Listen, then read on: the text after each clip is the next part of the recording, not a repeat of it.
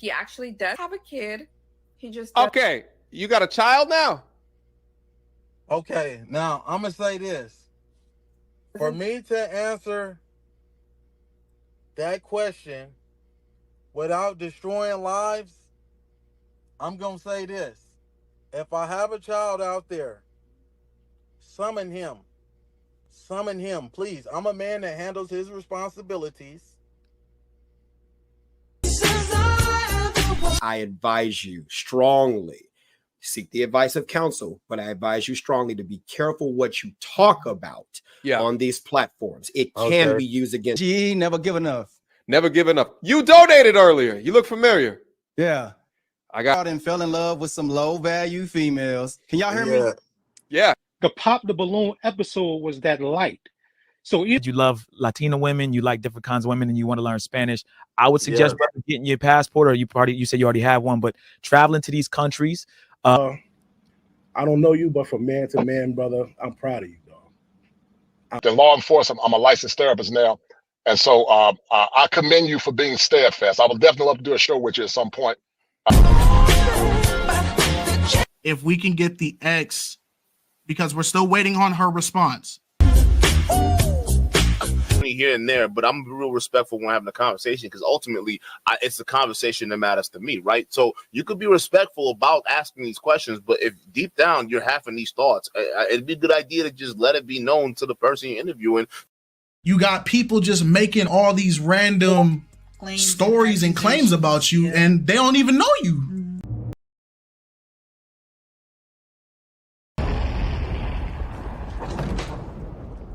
At last. Now turn me loose. Now turn me loose.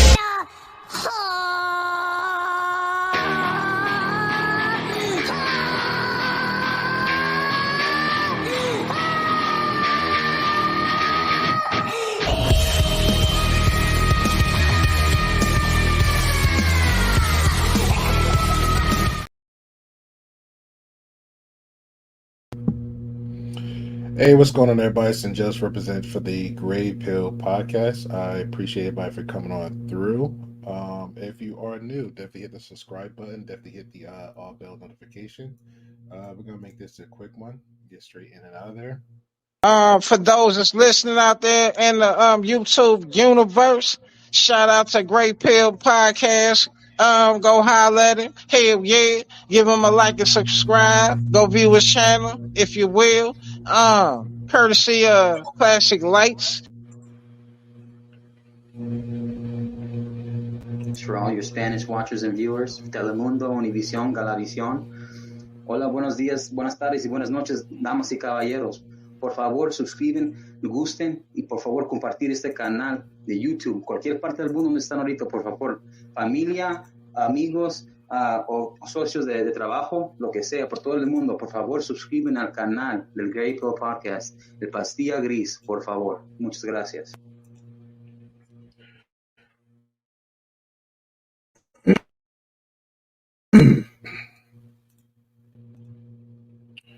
Man, it's been one heck of a week. I can tell you that. One heck of a week. Man. Shout out to Mackenzie. Okay, Mackenzie, I appreciate you. Shout out to Lee. Hi, Lee. Red Lipstick Vibes, appreciate you. Miss Birthday Girl coming up.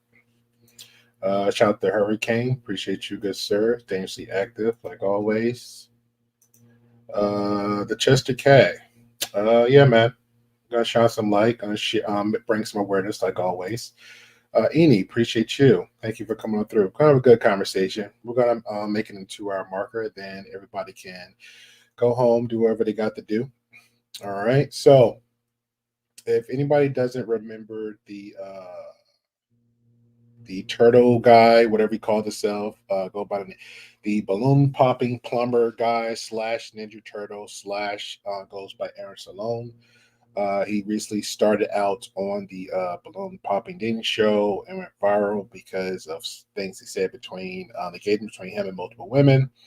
After the fact, instantly he went straight to Instagram. From there onto Instagram, he was complaining about a date that he won on the show but it didn't go well as he thought because he didn't actually get the date. He made a complaint about another guy sharing Instagrams with another woman. He got triggered. He didn't go into details like what the sharing of contact information was.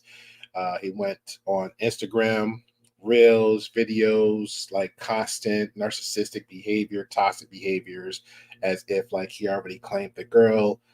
It was very weird, very cringy, very disgusting behavior of a person they're not in a relationship, you're not married, you're not engaged, and even if still you have to trust her enough to not to do anything out the box of your relationship. So from there, it went trending again. People started looking into the matter because of his actions.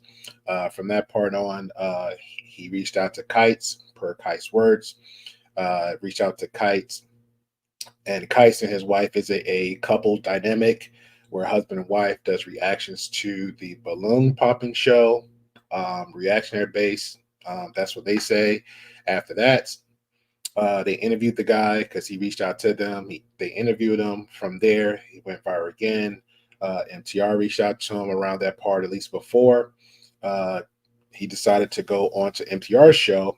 MTR show did a whole breakdown, questioned him about the show a little bit, the engaging with the woman after the show he met, also the claims that his ex made on TikTok, and it went from there. It went viral again because of his mouth, because of his actions. He got caught in multiple lies on MTR platform, where a lot of people's like, okay, this is not right. Let's look into it. Now it goes a little bit more further left again by his actions, because now within that large platform that MTR have, people got distracted, only trying to make a shift of, well, he's a plumber, so because he's a plumber, that excuses him for his abusiveness, that excuses him for stalking, that excuses him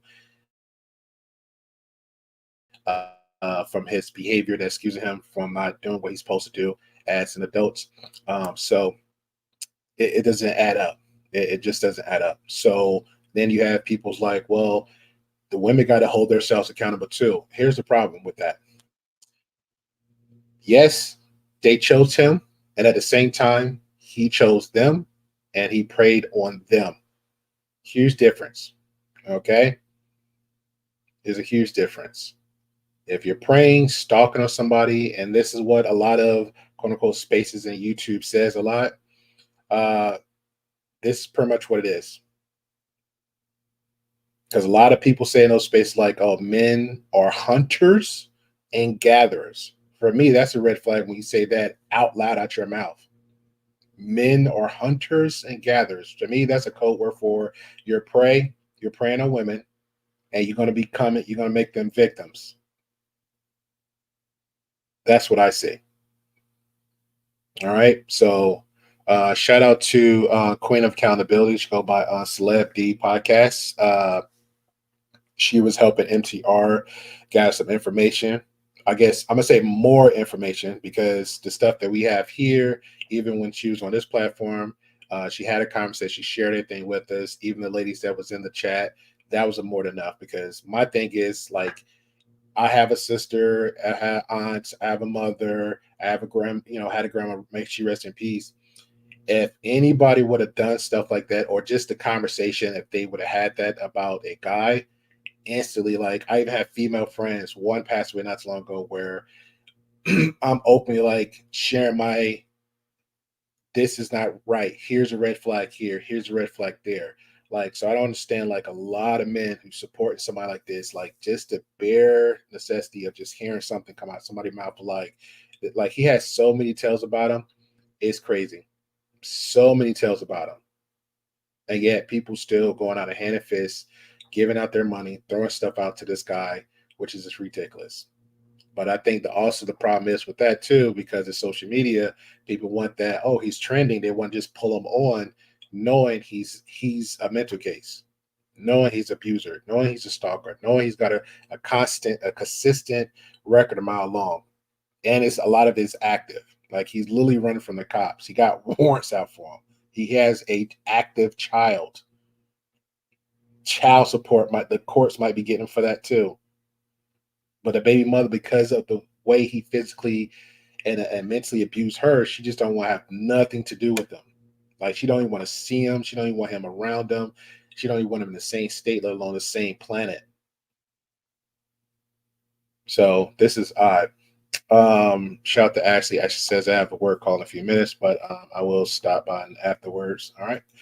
That's 5 minutes, 10 minutes, 20 minutes, 30 minutes. I don't know. Shout out to X-Ray. X-Ray said, what a great pill. This story's still going on. Yeah, after this, it's done. It's done. All the stuff I heard, like, again, I knew of a good chunk of it, but the stuff that I heard with all the victims last night, the link is down below for more context. It is wild. Like, even when she was on this platform, I kept saying, this is a lot. This is a lot. And it was.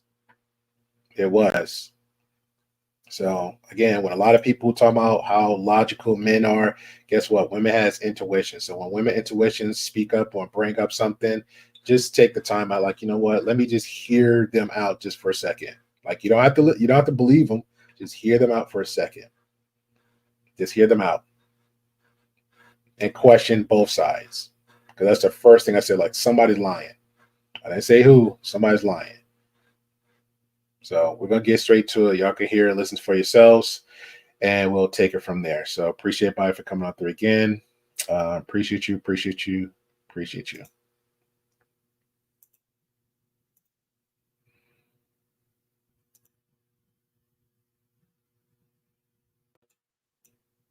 Mad and jealous and envious, they're not just going to call your job. They're going to post your job. And to this day, nobody knows of this job, but it got called 500 times. And you idiots online actually believe that shit. That's how easy it is to swindle you idiots. And I'm saying idiots because a lot of you are riding this man. You love him and you believe that his job was called 500 times. I've been in this business online for over 9 years. Just for some clarity, the one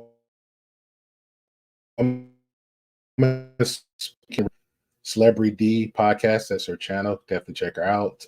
The other people that's on the platform, individuals on the platform, are women, the victims in different states. The plumber guy known as Aaron Sloan, the balloon popping guy. I've gotten people fired and I've seen people get fired. We saw people go online and say nigga, and then their job came out and said, yep, they're fired because somebody called their job and posted the job. We live in a world of social media, and you're telling me that his job was called 500 times and not one hyena decided to put the job out there. If you guys really want to believe that, I'll pray for you because you're not that smart. I didn't believe that shit at all. I don't. This man is not a victim. He's a villain. That's what he is. Because you guys believe that he actually got fired. My guess, he didn't even have a job. He could have been working for himself, doing small little favors here and there. Because that's why people get on TV shows, because they're struggling and they need something to promote themselves. So they do things like that, like a show. And then when the shit don't work out, they play victim. I got fired. So let's go to that. He then creates a GoFundMe because he said that his fans told him to. And he wanted to continue his humanitarian work, working with veterans and single mothers and single fathers and the disabled. And you can just close your eyes and picture veterans saluting this man. Thank you for fixing our plumbing. Thank you. It pulled on everyone's heartstrings. That's why most people donated. When I went to the comments, a lot of people were vets, disabled. These are people that probably don't really have that much money. In Arizona, they don't take care of vets. And when I was living in Arizona, I made sure vets had what they needed without expecting anything in return. So he creates this GoFundMe and tells you guys he wants to continue helping the community. So here's my question to you idiots who are dick riding this plumber. How was he getting by when he started the efforts? Close your eyes and think about that question, idiots. Because a lot of you guys don't think. You just Because he was donate, broke. you dick ride, you Because he talk was about homeless. NTR, you talk about me. But a logical person that has a brain would say, hey, Plumber, how were you getting by before the GoFundMe? That would mean that if he did have a job, like he claims, when that job was taken, that's when he ran to GoFundMe, asking you idiots for money to continue his humanitarian work. But before he got fired, he was doing this humanitarian work without a GoFundMe. Wake the fuck up, people. This is why I get upset with people, because they don't think. You just donate. And then you get mad at MTR and Daphne when they expose the holes in the story. This man is not a humanitarian. He's a motherfucking liar. That's what he is. And a manipulator. He's good And a narcissist. But we'll get to that down the road. at it. If he was ever a master in something, he's a master in manipulating people because he got you idiots to donate. Oh my gosh. This hardworking man lost his job to these bitter Black women. And now he's helping these veterans. And mind you, if I was out there putting in the work, somebody's going to talk about me. Somebody's going to give me praise. And one thing I want this plumber to know, because I called Arizona. I spoke to people in Phoenix, Tempe, Scottsdale, Glendale, Albuquerque, Mesa, Peoria, Thunderbird, Bell Road. I spoke to people. Hey, Red, let me find out y'all two related. Let me find out y'all two related. She is on point. We're everywhere. And nobody has heard of this man's efforts. He might have promoted it on Nextdoor this year, but there's no proof that he actually put in work. Some of the people he worked on, they paid him. That doesn't make it humanitarian work. You got paid, sir. But to be a humanitarian, that's not something you call yourself. People deem you that because of what you did. You can't put in a couple months and call yourself that. You got to put in years. That's like going to a job and saying after 5 months, promote me to chief. Now, that'll never happen. You got to put in the work before you're promoted. So how can he call himself something that he hasn't put in work to do? And if you were really doing that, you would have many pictures, not just one or two. And then when they're posting the same picture. This is true. He only said he was it. He never showed consistent activities of it. He never said how long he was doing it. Even the people that was interviewing him. And I'm speaking on Kites for the first one, because Kites on the first interview, he had questions, but to be fair, he did keep the questions on more like the show. And then the second one, people saying, even he was saying it was a reaction show. But also to be fair, if it's a reaction show, he was asking questions to help clear his name. Because according to Kites, only one side was dropping receipts, and that was this guy. But again, he was taking like all day long to do it. All day long to do it. Months and weeks. This guy, the balloon popping show started like what? 4-6 weeks ago? 4-6 weeks ago. According to him, he was unemployed. He would have some receipts of that. During the time he would have this, he would have some receipts of that. He'd had something to back up every claim from that point on. But also, it was evidence of his behavior and activities. The moment he won the date on the show, and he went straight to Instagram Reel and started acting the fool. Think about that. You idiots don't even think. Why you keep posting the same picture? I've seen this picture 50 times. If you are a humanitarian out there helping vets and disabled, I need to see people in wheelchairs. I need to see people saluting you that has a hat on that said that they served. Show me real people that you're helping if you're really doing it. He couldn't do that. But you know what he did show you guys? Let me show you what he did show you guys. Because a lot of you guys might have saw this. Remember this? Oh, look at this. Oh, look at the plumber in his suit. And there's only one person that's not in a suit, the at-risk youth, right? He says pushing positivity so these kids don't, and it's not even, it's like 2 or 3. So these kids don't end up dead or contributing to the recidivism rates, if that's correct. I can't really say it. Experience both just standing there without a experience both with fatality killing off the old self in prison. Kids, in my eyes, are innocent and blameless. They mediate what they see.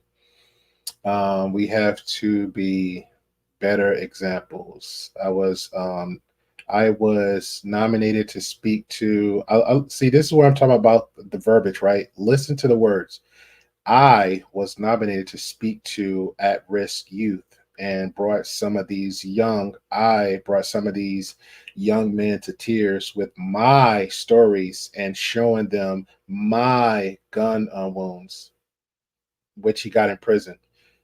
It was a blessing to be a positive impact on someone's life.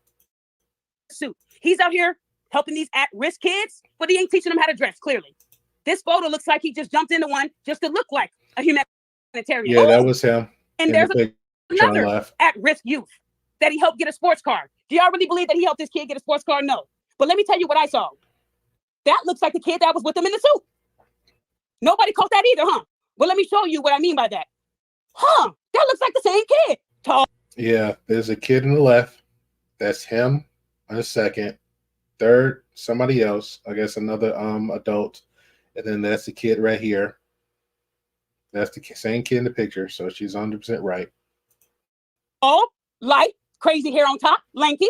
So you use the same kid in both. Come on, bro. This is not humanitarian work. This is the same kid in both photos. And that deems you a humanitarian? Get the fuck out of here, Plumber. Not here. Not on this podcast, bruh. You can fool these idiots online, but you're not gonna fool me. That's the same motherfucking kid, bro. You ain't out here doing shit. It's easy for me to grab a kid I know and say, hey, let's take some pictures together so I can tell people that I'm helping you. He didn't help that boy get no sports car. But y'all believe everything you see. This is the only pictures that he showed y'all. But if somebody's deep in those streets, they have a plethora of pictures. Not just the same kid in two pictures. Anybody can put a caption. That's why they say a picture is worth 1,000 words, because people lie. Anybody can take a picture with a kid and say that they helped them. Oh, they had me speak and talk about my life and I'm changing lives. No, you're not. How you gonna help at-risk youth when you're an at-risk man? You ain't even fixed. I call him a plumber because he has repairs that need to be fixed within himself. That's why I call him the plumber.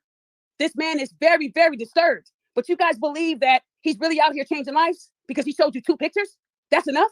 He showed you guys in a ditch smiling with a cowboy hat on? And that's enough? No, that ain't gonna work here on this page.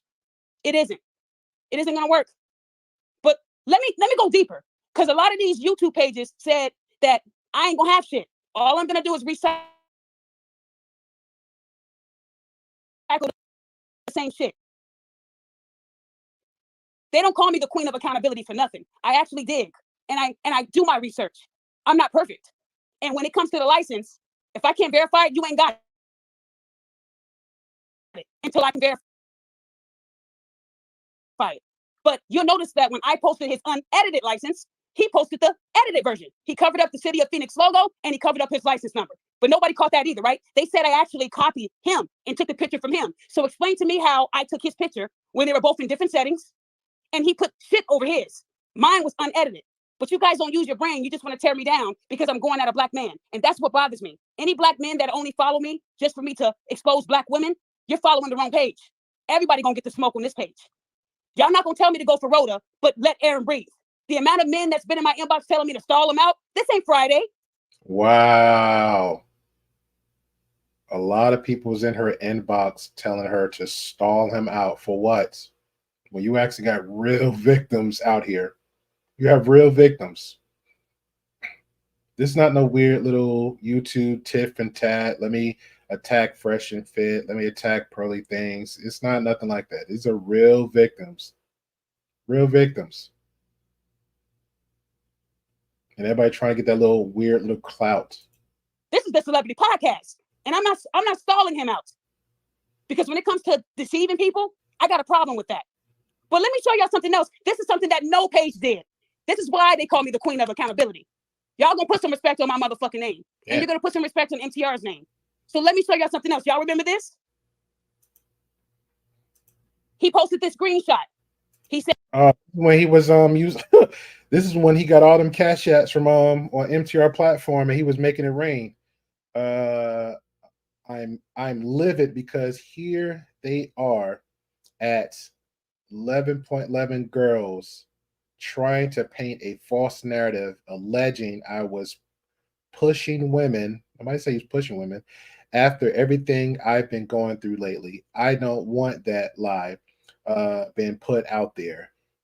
We got $5,000 for anyone that can produce a video of me pushing a woman or getting aggressive with anyone. Well, you need to pay up, sir. You need to pay up. Truth be told, y'all couldn't bring me enough first ones. Oh, okay, y'all couldn't bring me enough ones fast enough and working as a team, picking up my money and selling it back to me so I can throw it. What? We got the videos of the milk cartons full of ones. Laughing emoji. This dude weird. I didn't care. It's my birthday, but now this makes me want to do some humanitarian work for women. So going to club and throwing monies at half naked chicks motivates you to do humanitarian work for women that are domestic violence victims. Okay, you're not even qualified for that, sir. Like my mother, as a kid, I used to watch my mom get beat to a bloody pulp, and I don't condone in abuse of women. Now, see, this is a problem, and people need to take heed to this one too. And this is where I was saying earlier with MTR and his supporters and people that was hopping on the platform. When you're pulling at heartstrings like that, that's also a red flag. So pay attention to that. When you're pulling at heartstrings like that, it's always like, hey, my car broke down. I need gas money. My job just fired me for no reason. These are the things happen to me every day. Oh my God, stuff just keep happening. Stuff just keep happening. I would give you a pass on the first incident in your life, right? Because life happens. But if you're still like the list he's giving, and then at the same time, before he's giving that, it doesn't matter before and after. He's literally in the club right now, making it rain with others people's hard-earned money, thinking and believe, not even thinking, they're believing this guy is claiming who he say he is, but they didn't even give like the first thoughts of saying, hey, maybe you're not that guy. Maybe you're not that guy. So think about that. This is a perfect example of a narcissist. They playing at the heartstrings. First, they like, this is me. Let me put that grand gesture of who I am. I'm like on God mode. I am the humanitarian. I am all these things. I look good. I'm in shape. But like even his name says very handsome. That should have been the first red flag for everybody. Matter of fact, somebody should just ask, like, yo, why are you calling yourself very handsome on Instagram, bro? Why are you calling yourself that? Think. If you run around calling yourself kings like King James, that's a flag too. Look at him very closely. Said that his mother was a domestic violence survivor. She was beat to a bloody pulp. Everybody remembers the plumber in the club, right? In Scottsdale, Rick Ross, balling out. In this caption, he clearly said that he wanted to do humanitarian work and he wanted to give back to domestic violence survivors. I'm a survivor. There's a lot of survivors in the world. Oh, isn't that sweet of the plumber? He wanted to give back. But he told you guys that he got kicked out of the club because he was accused of pushing women and acting a damn fool. He even said that Rick Ross was jealous of him, which I don't believe. If y'all believe that, then y'all really some idiots. But he told you guys that story, that he got kicked out because of that. And he'll pay you guys $5,000 if you can produce a video. Well, plumber, I can't produce a video, but I can produce a phone call. Check this out. Okay, and so you guys were able to file a report on him for pushing people? No, because he left. Okay. Yes, I can. Yes, sir. All right, let me put it back down to speed. This is the phone call to the club that he was at, that he was making it rain. Again, this is him making it rain in the club, and this is the phone call with one of the owners or the managers. No problem, sir. I know business first. I just wanted to make you aware that Aaron Sloan was saying that you guys kicked him out because of his popularity, and he said that.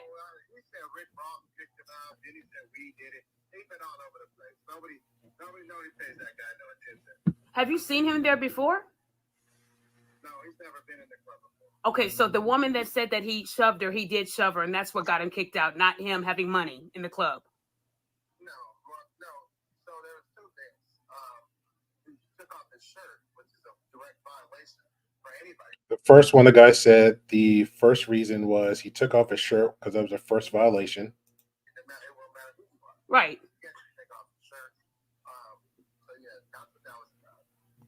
Okay, but as far as the pushing and shoving, you said he was doing that?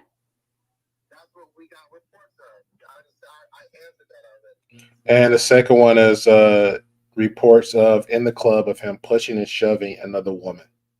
So that's why he got kicked out of the club. Okay, I'm sorry about that. I definitely understand. I just wanted to make sure you knew and you were aware that he was saying that you guys were doing something totally opposite to what you just told me. Okay, sir. I definitely understand. And if you don't mind, I would love to give a shout out to your club on my social media. So I called the club. Nobody else did that. And it would have taken you seconds. The plumber was kicked out for shoving people. They got multiple complaints that the plumber was shoving women. And then the plumber took off his shirt like he was in a wrestling match. And then the plumber got his ass kicked out. He got himself kicked out of the club. Not because Rick Ross was hating on him. Not because he was throwing money. It was because he was shoving women. And then took off his shirt like he was the Hulk. And just so you know, plumber, you're banned from that club. So if you show your face around that club, they will call the police. But hey, no one has to believe me. That's why I put the number up there so you guys can call yourself. Now, I couldn't produce the video, plumber, but that audio doesn't lie. And the fact that you were talking about domestic violence on your birthday and how you were going to give your own money to victims, you are actually doing what you're trying to support. Makes no sense. Talking about your mom being a victim, but you were pushing women. Why, plumber? What did they do to you? You guys are over here supporting a man that was pushing random women in the club, and then he takes off his shirt. Then he blames Rick Ross and says the club was hating on him. That's assault, plumber. And the only reason why they didn't call the police is because they said you left right away because you knew what was about to happen. And you knew in that same state you had priors for pimping and pandering and stealing. You know how it goes. And you know how Arizona is. So you got the hell out of there. But if you had stayed, he would have called the police. As you guys can see, the call was longer than what I let you guys hear. But I wanted you to hear my voice. And I wanted you to hear me say Aaron Sloan. Because yeah, I said that. I sure did. I did. Because you're over here lying about who you are. And the fact that you were putting your hands on women and you're playing this victim role, you're a very dangerous person. And I let them know that you love to sue or threaten to sue. They're ready because they have the video and proof that you were putting your hands on women. That's assault, sir. So if you want to sue someone, I did let them know that you were trying to. And he also stated that claim also on MTR stream saying, hey, he doesn't do that. Produce the receipts. Produce the receipts. Kites. Kites. Is this your man? Is this your man? To sue me and a bunch of people. They're ready.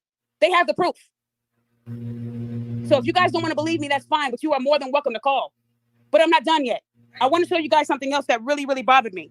Let's get it. He told you guys that he was doing humanitarian work with that GoFundMe money. Everybody heard it. But if you actually read his caption, he put he might do content creating. He told you guys that he may do humanitarian work or he may do content creating. Which one is it? He also said that he was going to use it for the youth. You remember that, plumber? Well, let me remind you what he said about that GoFundMe money.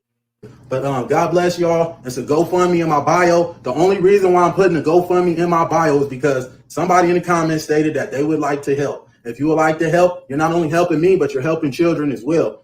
When I go to this center and start advocating with them, if I could get, if I could get permission from the parents to have them on camera and speak about, some of the things that we're doing and we've been doing and working on, then I will certainly do that for you as well. And those of y'all being negative, y'all are miserable. I literally sat here and watched. I got up at 5 o'clock in the morning and I went to sleep at midnight. And I seen people. You went to sleep at midnight. You woke up 4 hours early just to stalk people on YouTube to see what they're saying about you. Yeah. On the same post, the same person going back and forth with every comment. Get a life, man. Y'all are broke. That is why y'all stay broke. Get a life. Find something to do with yourself. You just did me a favor by tapping in. Let's play that back now. Get a life, man. Y'all are broke. That is why y'all stay broke. get a life, find something to do with yourself. You just did me a favor by tapping in. Thank you. I hope y'all caught that. You just did a little flex on the end. Shout out to Training. Training says he is a scammer and a stalker. Now this, yeah. But again, it's that before Queen Accountability had to do all this, everything else should have been enough. It should have been enough. People got sisters, mothers, aunts, nieces, that women in their family. That should have been enough. Female good friends or close homies. That should have been enough. I know people like, yo, just if I hear my sister say, yo, this dude grabbed me wrong, they instantly running. That's a reaction. But over here, somehow this weird internet, it's like you got to get all the evidence. Like you got to actually be there for stuff to happen. You still got an excuse. Well, she picked him, so that gives him a right to put hands on her. Well, she wasn't fit and submissive. Well, a lot of them was fit and submissive because they was paying his rent, living in his house. Like he was contributing only $20 to a light bill. My man was living good. They was being very submissive to the point they was almost slaves. And this man stealing and robbing from people. Shout out to Jada Format. I hope you don't trigger me. At the Gray Pill, time for you to up your game like the Plumber and shoot your videos like him. Yo, I'm telling you, man, this is crazy. People actually getting rewarded for the effery, toxic behavior, bad behavior. This is crazy. You know what's funny? I literally had it in my mind, it's like, yo, because I was like, yo, me and a girl should just like meet up in like a whole setup and plan something to be on the dating show and just start a whole shenanigans and then like go viral. I was like, because people, I don't know, do people really care? Like, do people really care? Like, this is wild. People do the stuff they do. But I understand he has real mental issues. Like, this dude is sick. The dude is real sick. Shout out to Lee says he was paying the light bill like Tyler Perry said. $20 he only contribute. That was like one. Then he put trackers on phones and stuff to see where they going. Bro, you don't want you don't want sleeping and eating in their house. They need to be figuring out where you at. Especially if they got kids. They definitely need to be figuring out where you at. Shout out to Jay said, I want to wake up and watch on SpongeBob. I like his ex available. I can't move to Argos. Yeah, man. Yeah, man. Hook me up with a custom PS5. I mean, hook me up with a PS5, custom PSC. Custom PC, and you allow me to like stay in your house rent free, not paying nothing, and they just like, hey, they courting you, feeding you, especially the ex. Got a whole Latina family. I know they eating good, and he's complaining. Man, I'd have married that chick in a month and had no complaints. No complaints. Wow. So in this video, he told you guys he was going to work with youth. And he'd get permission from the parents to post their pictures. And, oh, isn't the plumber nice? That is so sweet of him. He played y'all. He played y'all. How do you go from humanitarian work for vets and single mothers and fathers and disabled to at-risk youth, domestic violence victims? Pick a fucking lane. Pick a lane. When people are lying, they switch up the lie. They never say the same thing. They change it up. He just told you. And not even that too. Like just body language says everything. Like if you go back, not even RT MTRs, but it was both. But when Kites was interviewing him, the moment Kites was giving him praise, he had that cheesy look on his face. His tongue sticks out and go to the side. That was a tell. When he lies, he had the same body language and he'll adjust his head to the sides and his eye cock over to the side. It's a tell. When he's winning, like he feel very control the situation, because the first conversation, he was like kind of controlling the narrative for that quote unquote interview. And then the second time he was on Kites and it was called the reaction, he was even more controlling the situation. Like, pay attention to the signs. Pay attention to signs, okay? Same thing with MTR. MTR was very like, hey, let me ask a question. Let's move stuff ahead. You know, make a little laughing journal. Let's make him comfortable and fun. Okay, great. But the same behavior. Hey, you know you was wrong, right? He'll look around, tongue is in his mouth, and then he'll try to say something. MTR was getting through his, YouTube stuff going on. He'll keep adjusting, trying to like come in and jab. And then once he was getting all the cash apps at the ending, he was being rewarded for all his toxic and affery behavior. Hey man, I love you guys. Oh, I love you. I just want to give you a big hug. Hey, MTR, I gotta call you after this, man. I gotta call you after this. Gotta call you after this, man. I love y'all. Pay attention. That is love bombing. That is an example of love bombing at its finest. You guys, the money would be for youth. He told GoFundMe it would be for the vets and the single mothers and fathers and the disabled. Oh, or maybe content creating. But let me tell you the real truth. Y'all didn't see this though, did you? You Not Qualified was mad when he couldn't transfer that GoFundMe money into his account. Y'all see that, right? That's when he found out that his GoFundMe was frozen. Now, a lot of you guys will say, well, Daphne, that don't mean shit. All he did was try to transfer the money. He could have been using it to give back to the community. Oh, I figured you would say that. If you look at the bottom of it, it says Black man can't celebrate his birthday now. How you gonna tell me how to spend my money? Oh, wow. What does that mean? What does that mean? At the bottom of that GoFundMe post, this is what he said. Black man can't celebrate his birthday now? How you gonna tell me how to spend my money? Because you told us you were gonna use it for humanitarian work, not your birthday, Plumber. How many lives do I need to expose for y'all? Y'all love talking shit about me the past couple days and MTR. But I'm showing y'all how this motherfucker lied to y'all dumbasses. He ain't trying to help the community. He was trying to use that money for his birthday. Why was he trying to transfer the GoFundMe money into his account on his birthday and then get mad and tell GoFundMe, I can't celebrate my birthday? Because you said the money was for at-risk youth, veterans, baby mamas, baby daddies, disabled, domestic violence. Pick a fucking lie.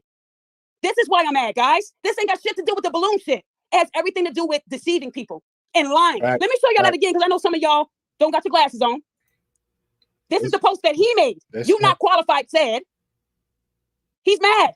He tried to transfer that money into his account on his birthday and couldn't get the money. It said your transfers have been paused until we can verify your lies. Because that's what they are, lies. I don't know what that means, Hurricane. You said because she's boring. What does that mean? What does that mean? You said she's boring? I'm kind of lost. Lee made a statement saying MTR needs to apologize to Black women for all the vitriol he was spewing towards Black women. That's a fact. He couldn't have been that boring because obviously people thought he was engaging how he interacted on a Bloom Poppin' show. That's how he got viral. Because a lot of gender wars back and forth was using him as an example and claiming that, oh, it's just type his name up. A lot of people was using him as Mr. Stoic, standing on his square, standing up to him. That's pretty much the whole take they was giving him. He was standing up against women. That's what they was praising for. From that balloon show alone, that's how he got viral. He was standing up to women. But just so happened, it just happened to be Black women. And then they took that and ran with it too. But what they didn't take is when after the date, he won his date, and then he went straight to Instagram complaining.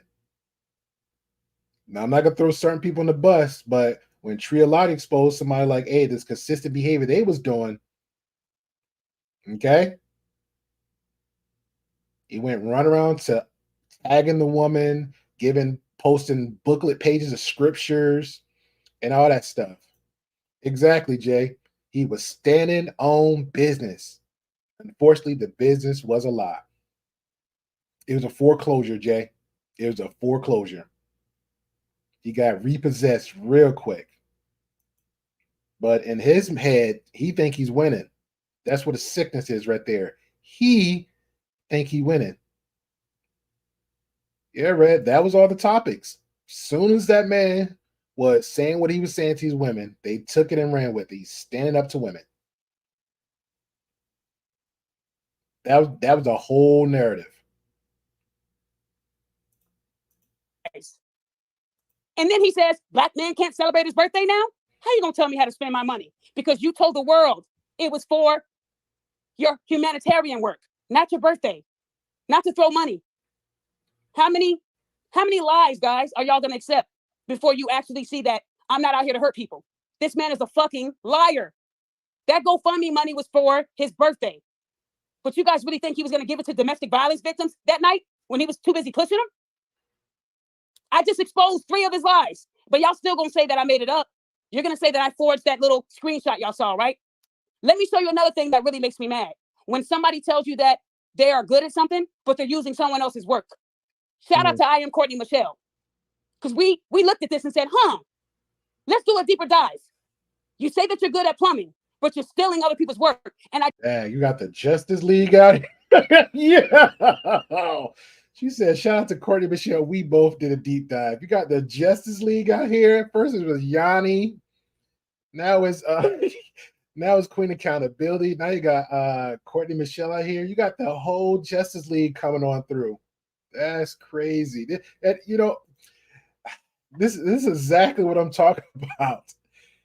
Y'all people be getting on this online, acting a fool. You don't know who you be talking to. You don't know who you be. You can't be kicking up dust and was it hornet's nest? You be kicking the wrong hornet's nest. Like people's not going to react back. And the way people react back, this is a perfect example right here. When he did what he did, and people start looking to him like this guy is an idiot.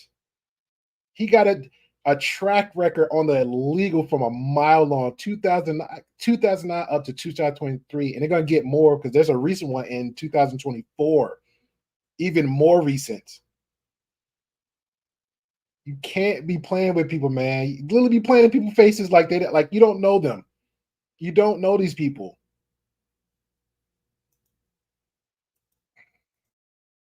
I did reach out to the company to let them know that you stole their work. Since you want to sue everybody, I hope you got money in the bank, Plumber. Because you can't steal someone's work and pass it off as yours. That's deception. And then when someone asks you to do what's in the picture, you can't do it. That's why you're not supposed to do that. If he will take someone else's work, what else would he take, y'all? Dennis Sperling, I hope you're listening to this, you weak ass nigga. Since you want to talk about me, I hope you hear this because you're his biggest caper. You love him. He's your God. Your God lied. Let me show you guys how this man loves to steal other people's work. Oh, look at the plumber. Look at him promoting doing this kind of fixture. Oh, look at this handyman. Isn't this?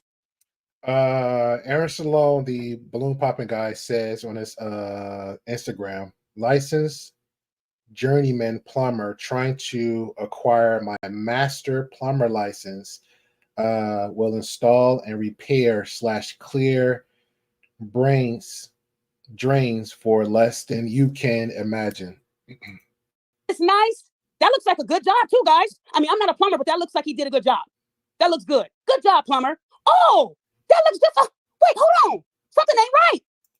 Let me get my glasses. That looks just like the plumber's picture. Bro, you stole this from a company in Philadelphia, and I let him know that you a thief too. This ain't your work, bro. Yeah. You out here really? Oh my God. Why you lying, bro? Oh my God. Oh my God. My God. Ooh. Journey license. So why you gotta steal other people's work? Use them pictures of you in that ditch with that cowboy hat on. You out here stealing, bro. But people will say that this is a lie too, right? See, people love to believe what they see. No one cares about investigating anymore. Y'all just want to blame someone and say that they're trying to destroy the Black community. Kites.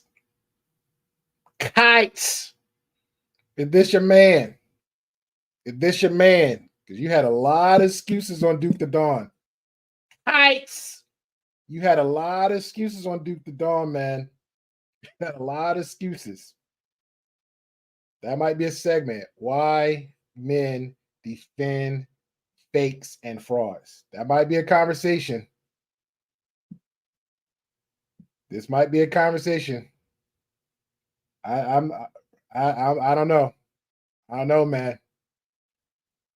Like, I respect the first one because, hey, the guy reached out to you to have an interview. Okay. You had your questions all made up. Okay. Even if you didn't have your questions all made up, it was just, hey, how do you think about this moment? How do you think the basic stuff you ask somebody of their experiences on a show? Common sense. I don't know. Common sense, right? Then he reaches out to you again. If that's even true, he reaches out to you again. He comes on the show to quote unquote plead his case and the claims. All he was earned his alleged receipts of he's a plumber. It doesn't matter at that point because you saw MTR stream like I saw MTR stream. The brother was lying. He was showing so much cap. He admitted to most of the girls' claims on the TikTok, one of the exes, also one of the victims.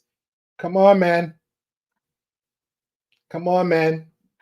And we decided to have him on again at the same side of your mouth, talking about some, yo, I don't want to be a part of this, man. I don't want to be in the middle of the middle of it, man. And you had your own supporters talking to you like, yo, this wasn't an interview. This was like, come on, man. Come on, man. If you talk about now, you want to reach out to him again and have another interview there should be no more interviews. I'm not going to tell them about how to run their channel, but there's kites. There should be no more interview, man. You and your lovely wife, keep doing your thing. Do the whole pop the balloon reaction, make it a fun engagement. Some other psycho pops up and hits you up like, hey, man, I want to talk about the show. Nope. You should do like an after hours special at the very least. And if they want to come on talk about their experience only about the show, what's their plans move forward? Boom. End it. Come on, man. Guys, when people steal from people, I get angry because we all know somebody in our family that's a vet, a single mother, single father, disabled. And there's people that really could use this man's services. Now, I'm not going to front. He might be good at what he does. But when you steal somebody else's work, it makes me look at you different. That's like me saying I know how to braid and I'm stealing from somebody else that came up and worked their ass off to get to where they are. But I'm using their work to promote it. That's just like the Craigslist stuff that he did. When he said, oh, I got something for sale, and then you rob somebody. Yep. What happens when somebody wants what you took a picture of, but it isn't yours? And you can't do it just like that. And even if you do that type of work, take a picture of your own work. Don't steal, plumber. When you steal like that, people look at you sideways, bro. I'm showing you guys how this person is a fraud. When I say, yeah, I also look at people who platform people like that too. Like once is enough. Like I get it.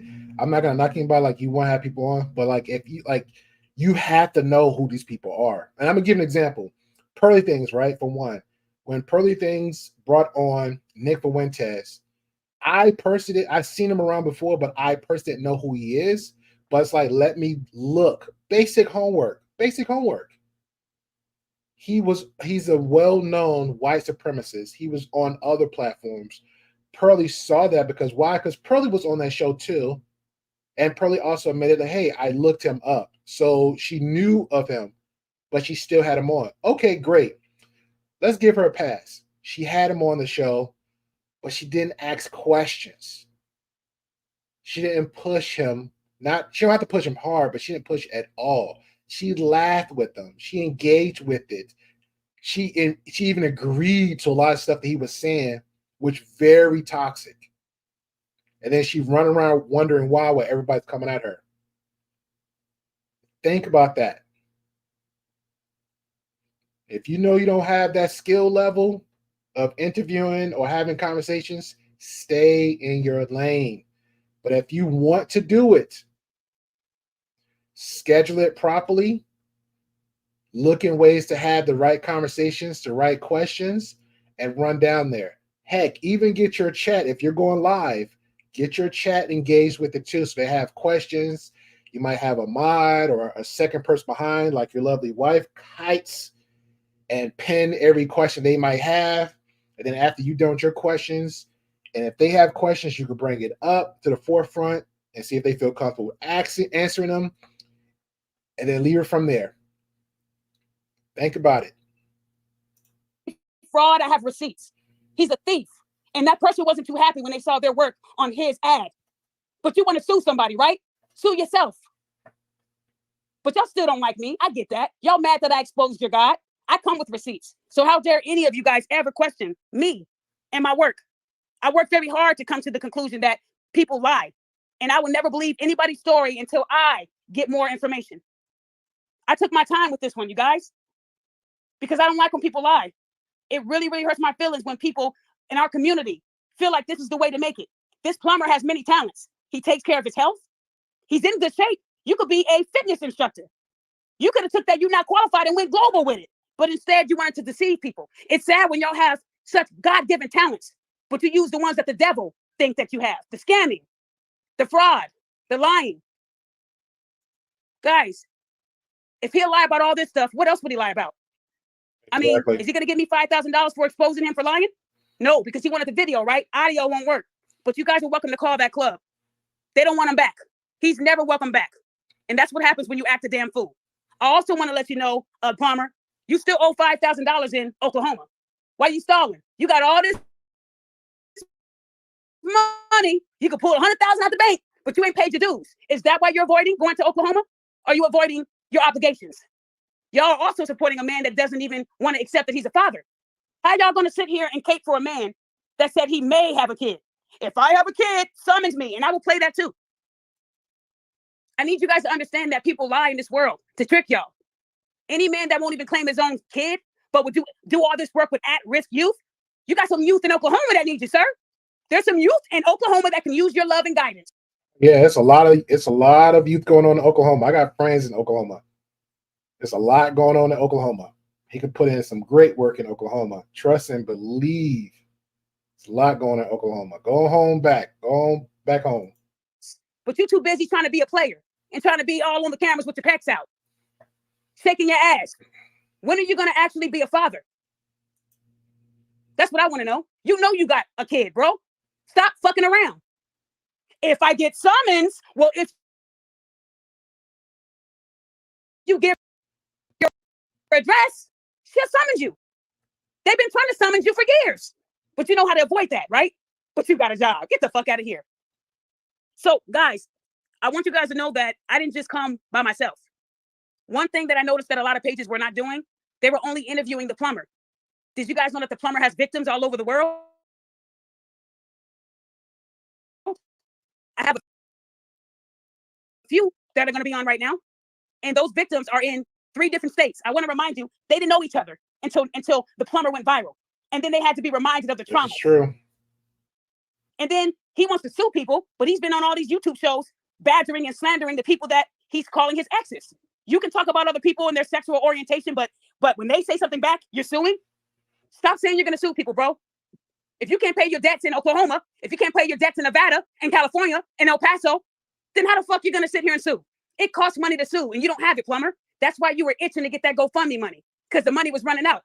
That's why I called him Mr. Osmond, because he's moving just like Rhoda. He even told you guys he's losing weight. That motherfucker ain't losing weight. He loves his body. He's into his looks. He ain't losing no weight. And if he is losing weight, it's from guilt. Which is another, he's not losing weight, which is another sign, again, of, pay attention, of narcissism. That's a whole nother trait. There's a whole nother trait. Let me look good. Let me look the best so I can lure and attract people in. Let me break down their walls. Along with like I said, the heartstrings is another one. It's there. Pay attention. That's what guilt will do when you do wrong. I want you guys to know that I spoke to all of his victims. Some of them were too scared to come on, but they're listening. And I want you guys to know that not only is his victims listening, but I know. Yo, Trina, that should be a song. Instead they got holes in every area code, they got scammers in different area codes. That should be a whole new song. He is too. And he's going to deny all this. But I saw all the receipts. And after this show, I will make a video of all the receipts. Because I wasn't able to compile it all. It's like over 150 things, y'all. And I just didn't have the time to compile it all. But you guys won't believe anything, right? I showed you guys a lot of the lies that he told you guys. But you won't believe me because y'all don't like me because I'm going at a black man, right? Y'all would rather me do this to a black woman. I'm sorry, guys, but I just can't be one-sided. And I'm not going to deny that the plumber has talents. I did not judge him off of that. He could have taken the shirt route, the fitness route, and this man would have made it in life. And he would have had a proud child. Yep. But instead, he's scamming and running away from his responsibilities. Instead of throwing money in the club, he should have been throwing money into the mother of his child's bank account. Throw that money in there. Instead of throwing money in the club, throw some of that money to Oklahoma, to that $5,000 balance. But you out here acting like you are living a good life and you're reformed. You're not reformed. You're not even close. So with that being said, I want you guys to hear from the victims. And I told them they didn't have to use their real name. And I told them they did not have to cam up. Because when you hear the... And they shouldn't. And I didn't ask that of the other one that came up here. She chose to come up. And like I said, there's a lot. So good for her for actually sharing her story along with everybody else. Also, everybody on the who's going to be on the replay, who's watching live. Again, this is going to get a lot. Okay, so trigger warning, trigger warning. Stories, you'll understand why. I mean, as a Black woman, listening to these women tell me and show me, I'm disgusted. I'm shocked that this person is not off the street. But when you move from state to state to state, y'all think he's moving because he's famous? I can't go into Walmart and I can't go in there because everybody knows I'm the balloon guy. No, you can't go into those places because the cops is on your ass. Keep it real, Plumber. Quit playing with us. We know why. You're not that famous, bruh. You are not that famous. You can go into Walmart. You can go into the Dollar Tree. You ain't that big. You never been. Stop the cap. You know who's really looking for you. You know, but you keep changing your number and changing your addresses. We know what it is, but guess what? Eventually, you're going to have to come to the light, Plumber. When is it going to be? When your child is 20? When your child is 30? When are you going to man up? So with that being said, who do we have first that's going to be speaking? Go ahead, hon. Is it trust no one? Take yourself off mute, honey. Come to the light, Plumber. When is it? Okay. Can you hear me? I can hear you. Trust no one. I want to say again, thank you. Thank you so much for giving me your time. You could have gave it to any other page bigger than me. But I want to say thank you guys so much for giving me your time. And when you are ready, they're ready to hear you, hon. Go ahead. So I dated the plumber last year from June 26th of 2023 through August 18th of 2023. We met on a dating website, and he's a very good talker. I will give him that. We dated, we hit things off. There was a lot of red flags as far as him wanting to track locations. He never really held a steady job at all. And I was the one that would work every single day. And I was the one basically like helping him. He never had no money to ever pay any bills, rent, none of that. He would constantly complain at these jobs that he would attend that either, employees were treating him badly or he pulled the racism card. So then it was, the first reaction is, oh, let me go file a complaint with the EEOC. And then he would constantly post as if it's a flex to constantly sue his employers. Now, throughout this time of me dating him, he would constantly accuse me of cheating. He would constantly come up to my job. Even my coworkers thought it was a little bit weird. He would constantly want to drive my vehicle because his vehicle that he drives is an older style vehicle that does not have AC. It is an older car that, I mean, all of the victims that I have spoke with as well, we all have our own homes. We have a good job and we all drive nice cars and we're all single mothers. So I don't know if that's what he targets or that's the specific type that he goes for, but I am. No, let me just add this one. A lot of them, especially when it comes to narcissists, it's a type. It could be Latino because just on the looks and his own sexual preference, but it's the behavior and the patterns. Like you're a single mother, that means that you're always busy. That means that you could be lonely. People like that preys on vulnerability. So if you have it and he sees it, he's gonna test the waters. And then once he can get his foot in the door, he's gonna keep knocking and keep knocking and keep knocking. So pay attention to her story and how he proceeded to engage with her and further went down the line. And then when she saw his mask slip off and question, because that's another one too. When you question certain people like this, it goes a little bit left. I'm also a Hispanic single mother. I'm the oldest of all of the victims that I've spoke with. I'm 37. He lied about his age as well. There had been a couple instances where He had accused my son of stealing a blunt wrap, went berserk, and just started to go off. Like his whole demeanor changed. And just all in all, within these 2 months, that not even a solid 2 months that I dated the plumber, I lost my job because of him. He vandalized my vehicle 4 different times. I had to file restraining orders. I have probably more than 15 to 20 police reports with the local police department for harassment. He broke into my home, vandalized my whole home. It's about $10,000 worth of damage that he did to my vehicle. I mean, to my home. My vehicle as well. It was vandalized 4 different times on separate occasions from October to December. I've made numerous reports. It didn't stop. He was texting me from a Text Now app because I had met his father on August 18th, and this is where everything went left. When I went to go meet his father, I started to notice he's a very lightweight drinker. So upon me going to meet his dad, I started to notice that there was a difference in even how he spoke. He wasn't the same person around his father versus when it was just me and him. So that night, even his father kept bringing up, well, how would you feel if A2 did this? How would you feel if A? And I kept questioning myself, like, who is A2? And then his father had went on to let me know, oh yeah, he didn't tell you he has a son. And I'm sitting there questioning myself because he came in the relationship knowing that I have a son. Now, mind you, my son is 13 years old. He knew that me and my son's father did not talk, and I provide for my son, and I have my son 24/7. So for me to be with someone who is not taking care of their responsibilities makes me look like a hypocrite. And myself, just in my own opinion, every lady probably has a different opinion. I can't be with a guy who is not going to provide for their own child, because that's the whole reason why me and my son's father don't talk, is because he does not provide for my son. I have to do everything myself. Now, after this had happened and I found out that he had a kid, he then went on to say that it could be his father's or his. Now, if that's the case, whatever, that's not my business. I was mad at the fact that he had a kid in general, because why would you lie to me about that? That's just something I didn't like. He would always get mad, and the same with one of the victims. When he would be at the gym, he would tell me, oh, I know when you're in the bathroom, I know when you're in the kitchen, because I'm able to see like your location from there. When I would be at work, he would constantly tell me, how come your location never moves? Now, mind you, in my role that I played in my employer, I had an office, the restroom is right next to it, and my boss's office is right next door. So I don't take my phone with me everywhere. Also, when I would speak with the owner, I don't take my phone up there all the time. I leave my phone at my desk. That became an issue, and that became a daily argument as to, oh, I'm cheating. And if I even came outside of my job. And that was a flag to the point where, like, hey, I gotta leave. He gotta go. He needs to go.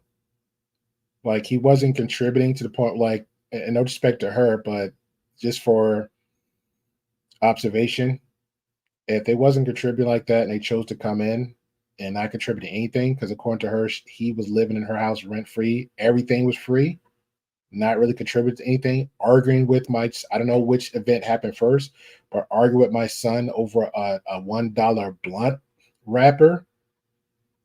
Like, you have to go. Find ways to get this guy out. Exit. Job, laughing, oh, you're probably, messing with those guys, and oh, you're just a whore, and that's why they're buying you stuff, and just outrageous allegations. Like, I'm grown, and I'm not on that level to even be playing those type of games, especially having a son, as I have to be a role model for him. Now, when I meet his dad, I'm starting to notice that there's a lot of like similarities. He had always said that he did not like his father because his father acted as if he was God, and that he could be not touched. Now, when he says that, that is a quote that's stuck in my head, because after he said that, and after I went through everything that I went through with the plumber, he is very much like his father, acting as if he is God and as if he is untouchable. That night, things went left. I told him, I can't be in this relationship. I cannot do it no more. I didn't act out of character, none of that. I just said, you know what? I'm going to step outside.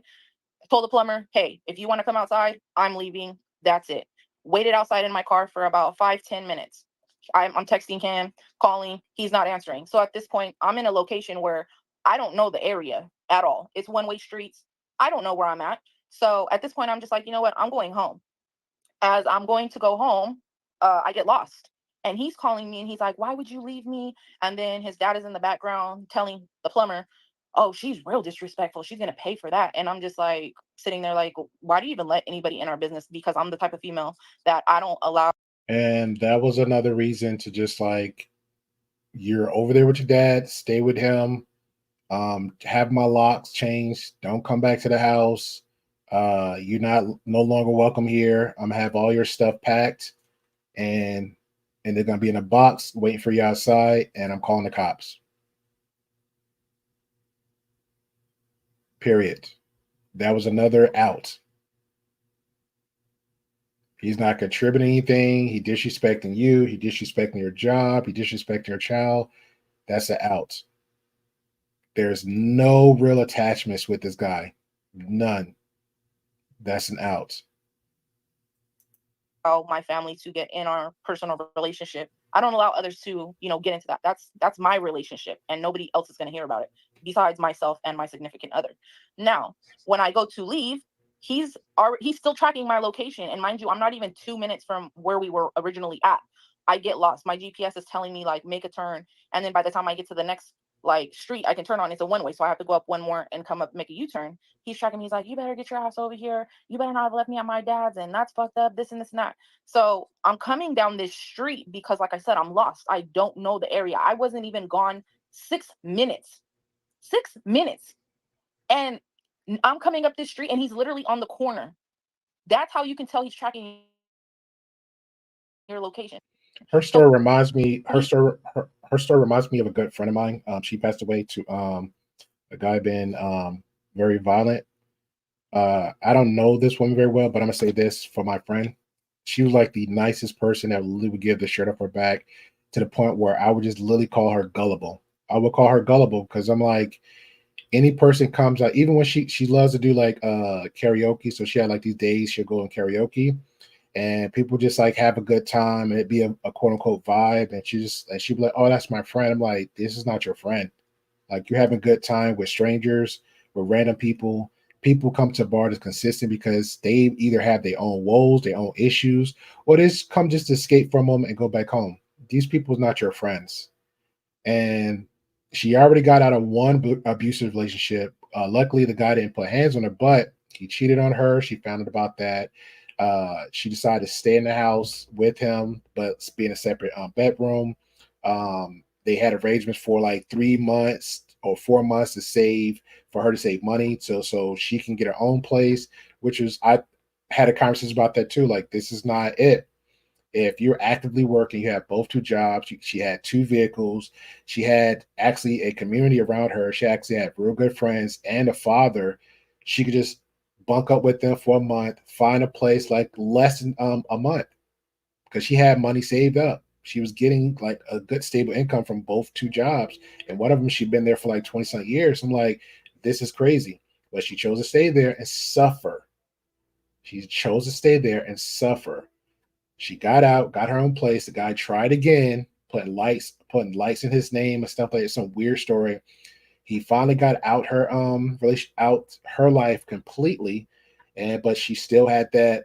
Let me be nice. Let me be Miss Gullible. Let me just help the world, help everybody else. And when she did that, she allowed a guy roommate with her, and it became the altercation.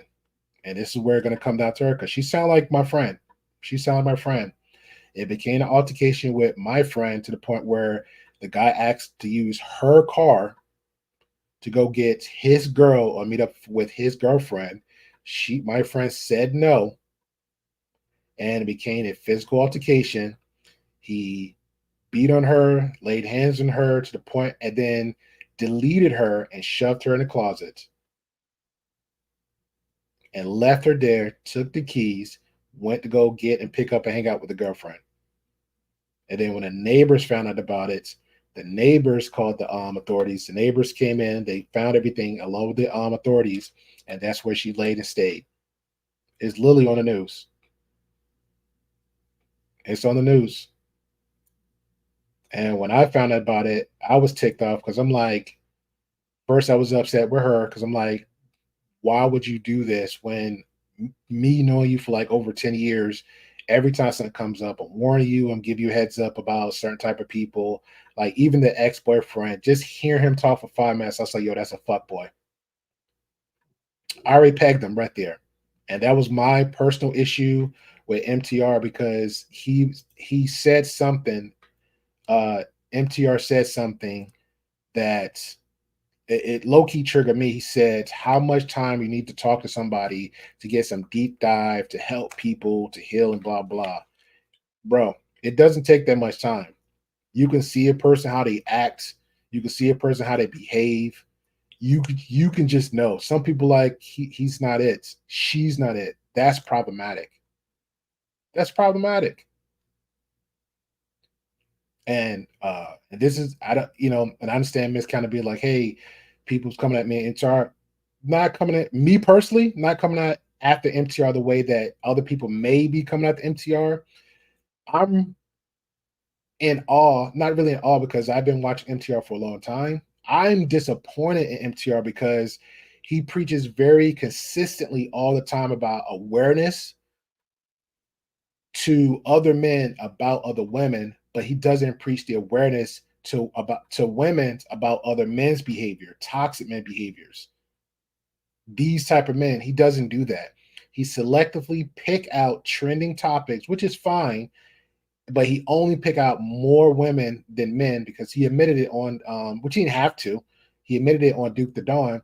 He picks out multiple women and just so happen to be more black women, have these little nitpick and decisiveness and this and that because he has tails too. He has tails of his own.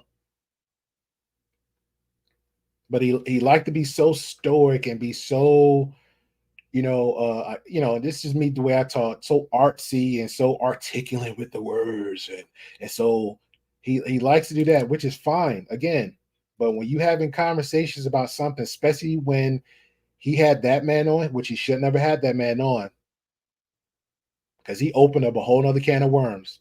But when he did have that man on, and he had a conversation, and then it came to the conversation about abuse and drugs and alcohol and substance abuse with his mother and the dynamic between his father, that should have been a real conversation. At the same time, should have brought some awareness to his audience. But I don't think MTR understood that. Even on here, if it's me, Ruby, and West, or me and West, mostly Ruby, she would chime in like, hey, you gotta, let's stop for a minute, bring the awareness. Let's stop for a minute, let's do some disclosures. You have to do that because you don't know who's listening, especially on a larger platform like MTR's. You don't know who out there listening and watching you because they'll take your little weird little YouTube red pill talking points because you are red pill, sir. I'm not, that's not even a debate for me.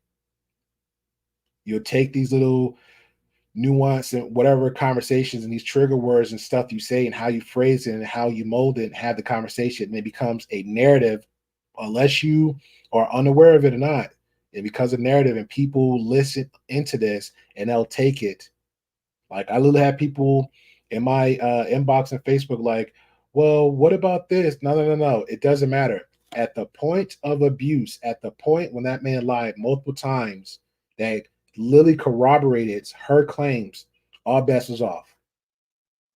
But even him, he needed more receipts. He needed more evidence. He needed more this. How much evidence do you need from a person to say guilty? How much talking and conversation you need to hear from a person say that is not a good guy? Or that's a red flag. This is why I asked last time in the conversation, would you, MTR, other men, you see this behavior, bump the criminal record. From the moment of the dating show, he left and he went El Pollo Loco, showing his whole mask slipped off because he felt comfortable because it's his Instagram. The moment he went on his Instagram, start acting the fool, that was a red flag. With that type of person, that personality, that characteristic right there on his Instagram, what he was showing Would you introduce that to your mother? Would you introduce that to your aunts? Would you introduce that to your sisters? Would you introduce that to your nieces? If you can't answer a yes or no, there's no conversations with me. There's no conversations. The guy got issues from day one. Period. Now, I may harp, I might echo it a little bit, but the fact that you platformed a psycho like that, a bona fide narcissist, it's a dub. It's a dub. This is why, like, a lot of these platforms, I fall off from them now because I'm looking, I'm like, you know, this guy, a couple they're doing incest. You know, they're purposely going away for the effery. You purposely know they are racist. You purposely know they are pedos. It's like you cannot not say you don't know. So when you are this person, you bring these people on. I can't. I can't. Okay, good luck to you with your channel. I can't. You are not aware. You are not qualified. He's got this big duffel bag, and he's like, why the fuck would you leave me at my dad's house? Just yelling, just, you know, like very, very irate. So at this point, I'm just like, you know what, like I can't do this. And he's just like, take me back to my dad's house. Like, I need to drop something off. And I'm sitting there like, what do you need to drop off? He's like, there's something in the trunk. And I'm just like sitting there like, like, I don't want to go back over there. I didn't want anything to do with that. He's arguing the whole time. So at this point, he's just like, just take me to a gas station and I'm just going to get a blunt, right? I just need to smoke. So I'm just like, okay, whatever. So we get on the freeway and I get off on the first exit. As soon as we get to the gas station, a phone notification goes off. It's my son. Now, of course, I'm going to check it.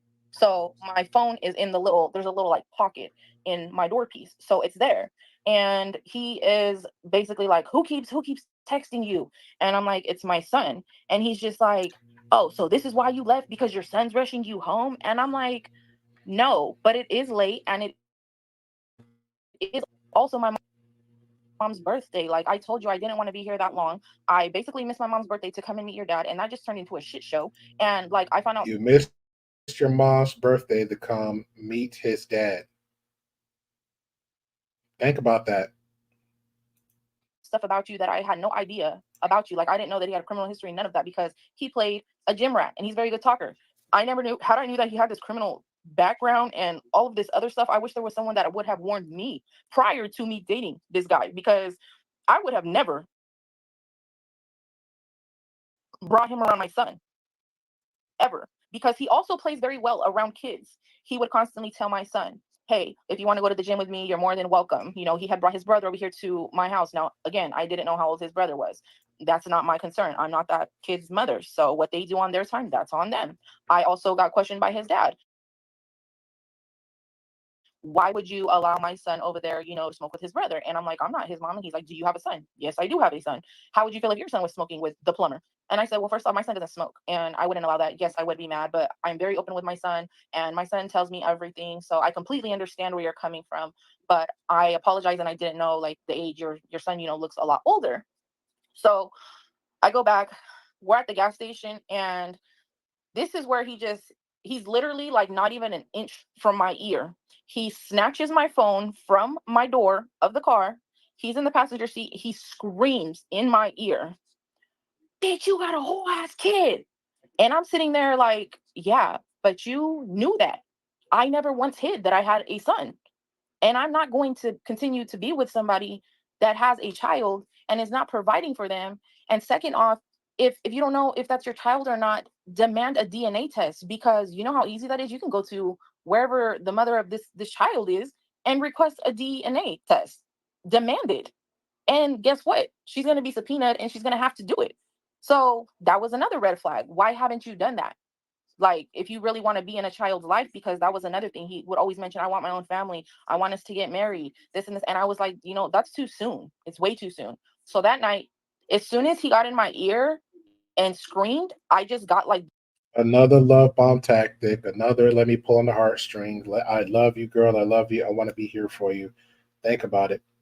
this really bad vibe energy that he's gonna do something. And at this point, I didn't even care about my phone. I just wanted to get home to my son, grab my son and my dog, and like give him his space. He had knew I didn't want to date him anymore.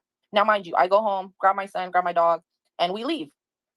And by that time, he's calling my son. So my son doesn't know, obviously, that my phone is stolen. So he picks up the phone automatically and he's thinking like, hey, mom, like, are you almost home?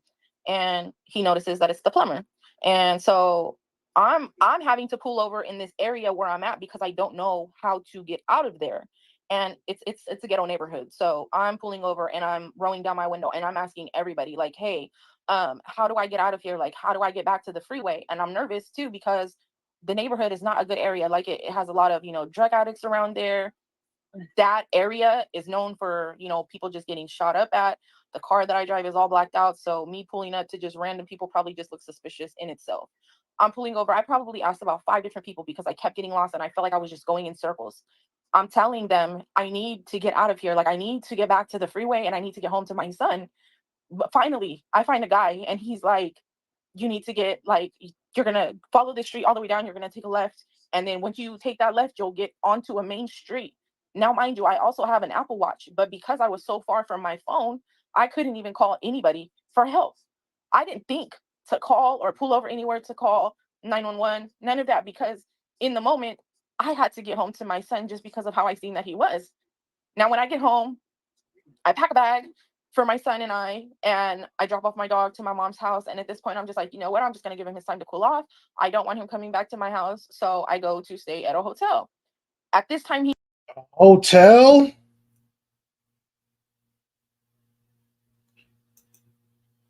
You had to stay at a hotel? You was scot-free. You was literally scot-free. I would have called the cops. Matter of fact, I would have told my mother. Why would you go to a hotel? I'd have let my mother know, like, hey, mom, this is what's going on. And I'm sure your mother instinctively, like, baby, call the cops. Like, hey, let's lock the doors, change the locks. Matter of fact, let me go get the male cousins, come over there, hang out around the house for a couple of days until you get everything situated. Jeez. Who's doing that? He is still texting my son's phone back to back. And it's almost 3 a.m. by the time that we get checked in. Then by the time we get checked into the hotel, he literally texts my son's phone and he's like, oh, you guys decided to stay, at XYZ hotel. And I'm like, how would he know that? Like, does he have like a GPS tracker on my car? Because obviously he has my phone. So there's no way he's tracking my location from my phone because he has it. And then, so the first thing, like, I call an officer and they're like, maybe he has like an air tag or anything. I didn't know how to look for any of that. And at this time, I'm just exhausted. I'm like, you know what? I'll just give him his cool off period. We start to try to look for food to eat. And I was going to order DoorDash for my son and I because we were hungry. And I was like, let's just get some food and get some rest and we'll just go home tomorrow. He had one of those little like storage containers from Walmart that had like a couple of his clothes here. And so I was just thinking, okay, he can get his stuff later and that will be that. In my head, okay, yes, Ladies, don't do that. Don't do that. Don't do that. There's so many better ways than that. If you got some male guy friends that you cool with, some male cousins or brothers you have and that's close to you, then bring a woman in there just in case. Let her be the wild one. Take punches for you. I don't know. Call the cops. Like, you had your out. There was no reason to even get back with this guy. No reason at all. If you have to come to the point where you feel so unsafe, where your child disrespected, where you feel uncomfortable in your home with this guy, and you have to go to a hotel, no. Call the cops. Get him out of there. Make sure the restraining order is there day one. That's it. That's it. That's crazy.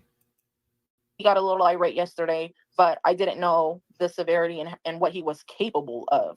So then we check out and he's like, I need that duffel bag. And I'm sitting there like, I don't want anything to do with this duffel bag. I don't know what this duffel bag has in it, but he also did state that that his fingerprints are on it. It could lead to something bigger. Now, mind you, I don't want to be driving around with this duffel bag in my vehicle because I have my son in the car, and who knows what that duffel bag has in it. And I could get pulled over and I could get arrested for whatever is in there. I leave, I come home, I call the police immediately, and I tell them, there's. All right, so we're gonna go ahead and bypass her since we short time. Hey, what's going on, Inky? Appreciate you. Finally, Inky, you got my email. Finally, Inky got my email.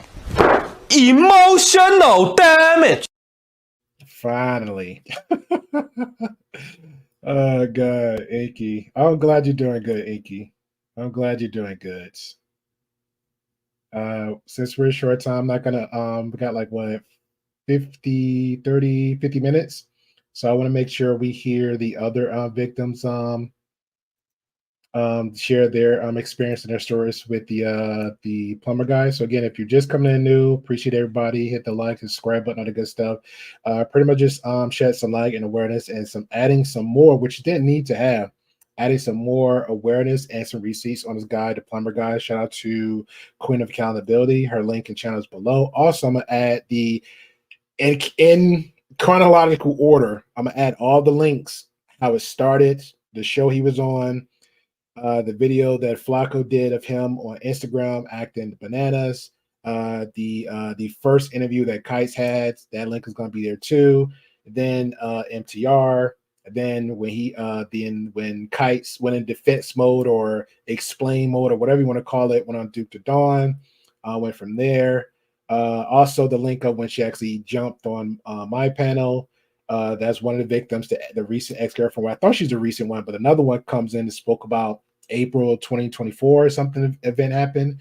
So all those links are going to be there in order of everything about this guy. So y'all can have all the awareness yourself. But again, it didn't take much for most of us all here in the Great Pill Podcast. We was where we saw the flags, but everybody else is running around like, oh my God, I've been exposed. No, that's great. He shed some more light on it, and that's what we want. We want more light shed on discussing people like this. All right. So we're gonna go ahead to the skip past this, go to the next victim. But there was something that Queen Accountability wanted to share, so we're going to make sure that we share that. So, So anybody that is asking, where is the Ring camera footage? So that's another thing that he stole. He did steal.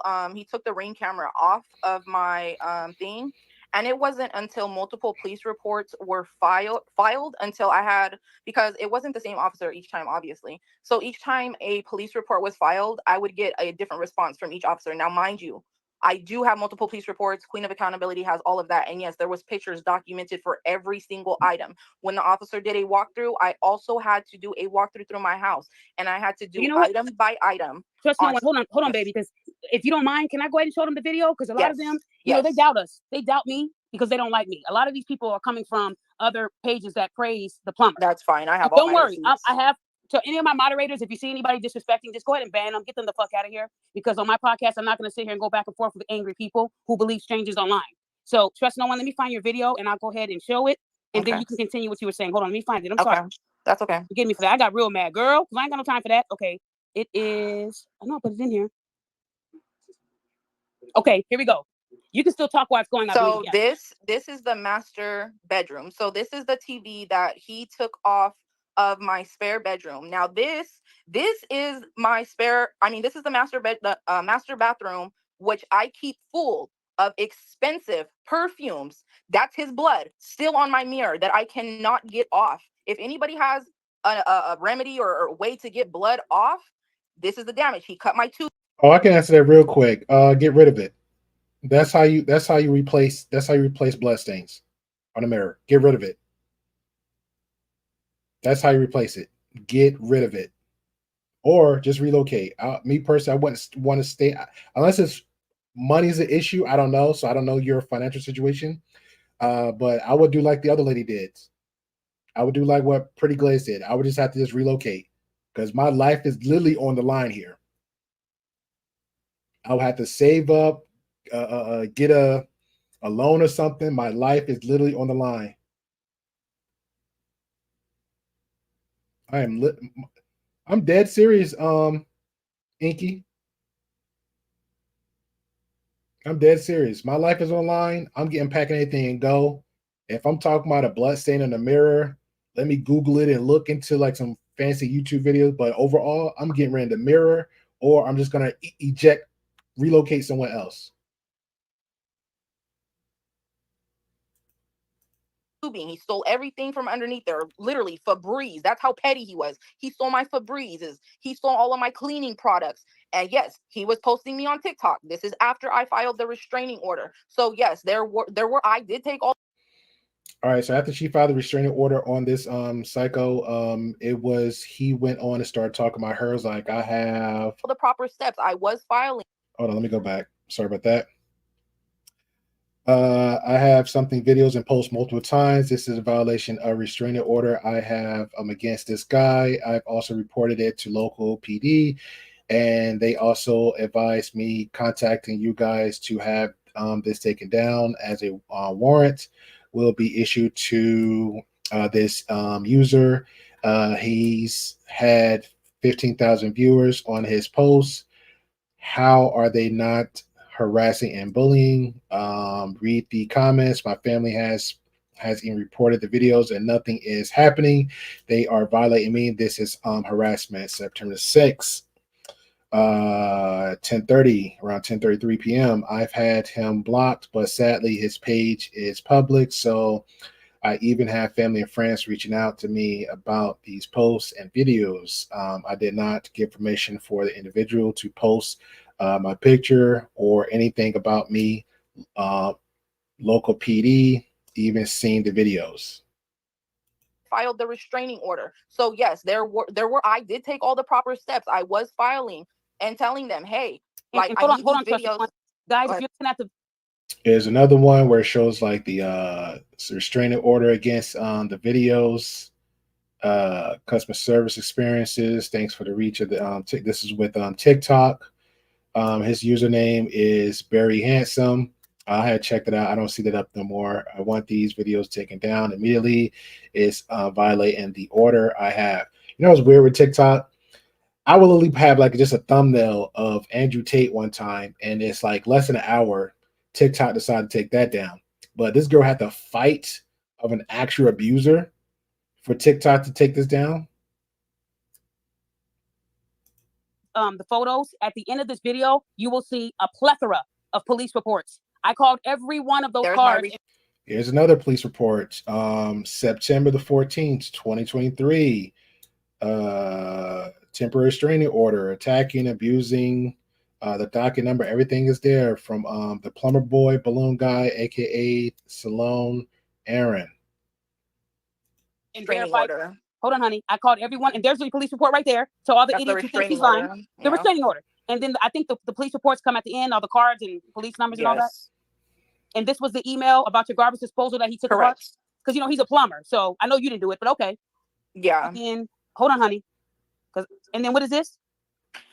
So I was in anxiety classes, and when this happened, my anxiety just happened to trigger way worse because my social anxiety got very bad to the point where I could not leave my house because I was so paranoid because he was sending. There are the police guys. Hold on, honey. And that's not even all of them. I know that's not all. I wanted to give them at least 7. I think 7 examples should be enough for these idiots, right? Because a lot of them don't believe you. I think that's 7 examples right there for you guys.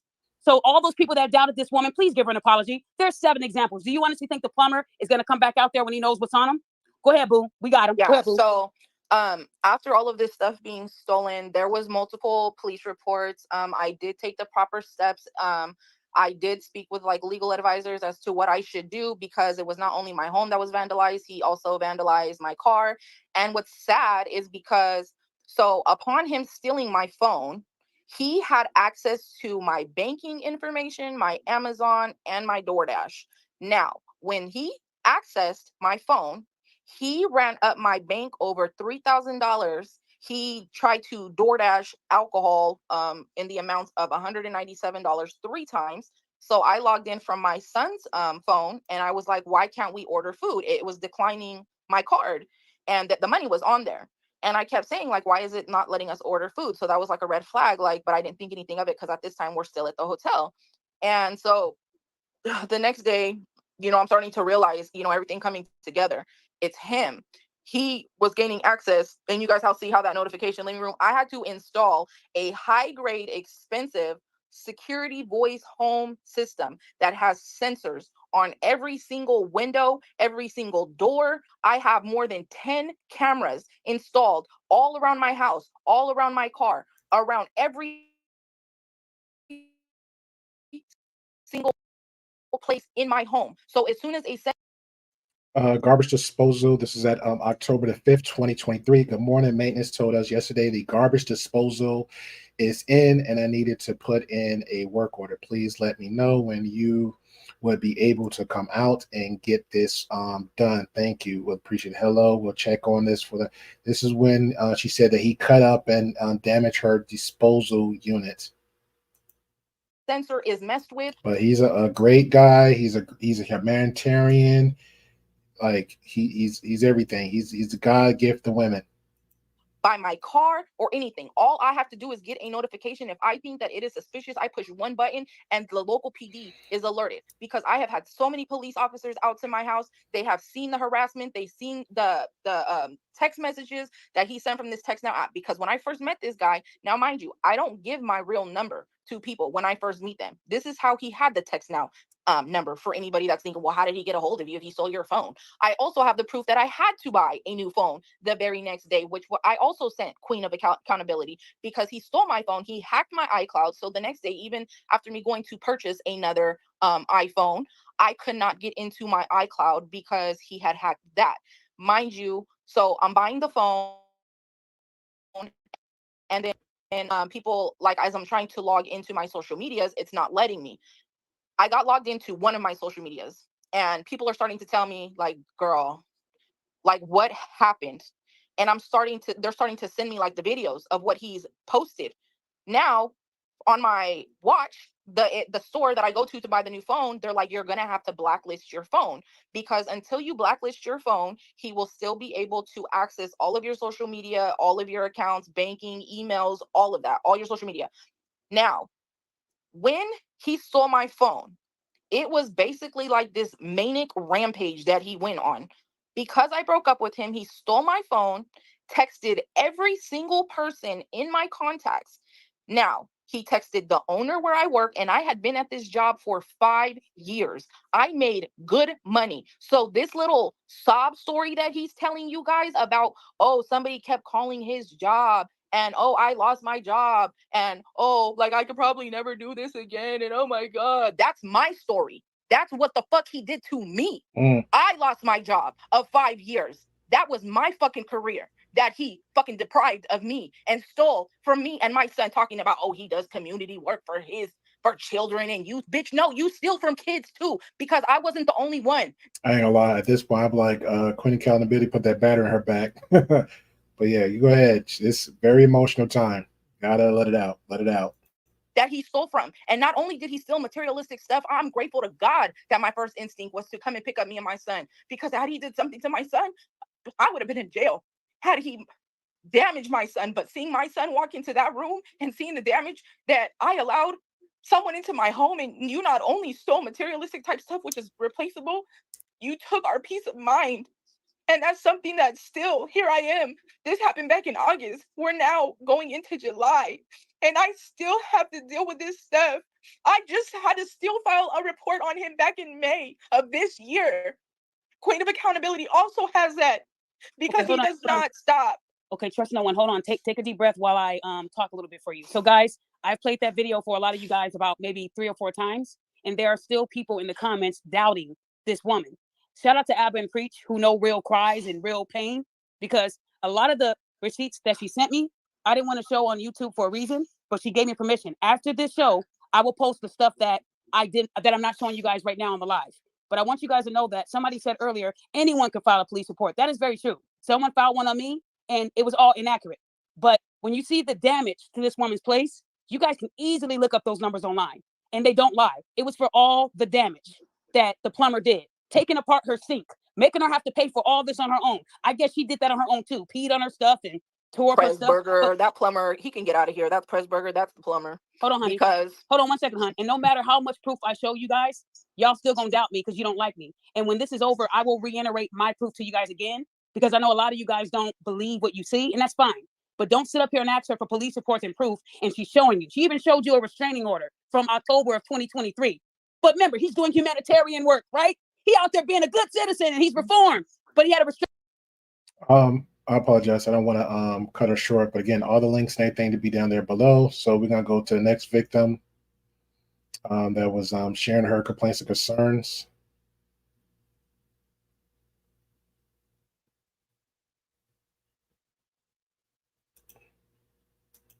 Did you ever see him out doing humanitarian work for the community? He never held a job. Are you sure? Because he was advertising on next door, honey. I'm positive. He didn't even have $20 sometimes to get up the street to the gas station. Did he ever pay a bill? None. He had an EBT card. Could he pull $100,000 out the bank? He couldn't even pull $20 out the bank if he Are wanted you to. sure? Are you I'm sure? positive. Because this man is balling, big balling. I'm positive. The car he had didn't even have AC. It looked like he lived in his car. Okay, wow. Okay, so I want you to hold on because I want to give them a chance to ask you a question. Okay, I want to move on to the next person. And again, I did show her receipts of the damage that he did. And you guys are asking why they haven't arrested him yet. You have to be there to be arrested. When someone is moving from state to state to state to motherfucking state, what y'all want them to do? Exactly. That was the dumbest question ever. If you're running for the law, you're avoiding cops. You're avoiding warrants. That was the dumbest question ever. You think cops are gonna cops gonna have instinct ability to just feel that you got a warrant when they walk past you? That's not how they work. He has to slip up and do something. Either he act out in public and a cop or security guard, a bouncer, somebody, a bounty hunter, somebody just have to be there with some kind of authority. And then when they catch him for that stupidity, everything else will fall into place. That's how they work. If he runs a traffic light, if he does something with traffic, he violates some kind of traffic, and they pull him over for that, everything else would pop up. That was the dumbest question ever. Jeez. He has to be there. So what you guys are not understanding, he's avoiding certain states because he knows they're looking for him. And to those who are new to my podcast, I'm naturally loud. So nobody hurt me. I'm married. I'm happy. I'm just a loud motherfucker. So if that's too much for you. Exactly. That's like with Ruby. Ruby's like married too. She's married. She's a kept woman. She's not loud, but if you come, trust me, she's long-winded. That's pretty much the only thing like I have against her. But I'm like, hey, but she's long-winded with a lot of speeches, but I can't hold that against her. That's just who she is. Shout out to I see Ashley in the chat. Ashley's another one. Ashley's not a loud person, but Ashley's like, you know what? I'm a fighter. That's how most people, everybody's different. That's just how it is. You just can't just take it as, and plus depending on the conversation, this is a serious conversation. This is a passionate conversation. This is a serious conversation. So why would she not be outraged? Why would she not be passionate about something like this? Crap, I was the last stream. I'm like, yo, this is real stuff. This is not no, let's poke fun at these content creators. Let's react to some of the stuff they do, let's laughs and stuff like that. Jeez. Real stuff going on and people asking the dumbest question. Why didn't the cop pick them up then? Well, they got to catch them. They are human beings. They're not robots. They're not psychics. They can't read minds. Come on, man. You are more than welcome to kick rocks. But I'm loud and passionate about the truth. So to those who are just meeting me, turn your volume down because I might get louder. That's just who I am. And I'm not changing for none of you motherfuckers. So if I'm too loud for you, then that's a you problem. So I want to move on to the next lady. Who's up next? Okay. So that would be me. I was just going to keep it a secret, but everybody has seen my videos. My videos have been used in Abba and Preach and in MTR's videos. So I am the one that originally put out the story. Yep, I just showed that. Yep, go ahead, hon. I'm sorry. So I showed it too prematurely, didn't I? I'm sorry about that. But go ahead. It's okay. Go ahead, I put out the story because as soon as I seen him, I was triggered. I had finally got away from him. I had finally stopped getting messages from text-free numbers and phone calls. And as soon as I see him, it was like my heart dropped. And it was because I'm like, wow, he's still out there and he's going to hurt another girl. And even though he did not put his hands on me, it was very mentally abusive. So again, just to reiterate the story, we did meet online. And he was from another state that I was. And then he said, oh, I was just down there. I have a friend down there. I might go down there again this weekend. I said, okay, well, we can have dinner. He did come. We had a really, really good conversation. He's a very smooth talker. He is very intelligent. I will give him that. But I got attached and I was like, you know what? I don't want you to go to your friend's house because Hold up. I heard a lie. I heard a lie. I heard a lie. we did meet online, you know, and he was from another state that I was. And then he said, oh, I was just down there. I have a friend down there. I might go down there again this weekend. I said, okay, well, we can have dinner. He did come, you know, we had a really, really good conversation. He's a very smooth talker. He is very intelligent. I will give him that. He's a very smooth talker. He's very intelligent.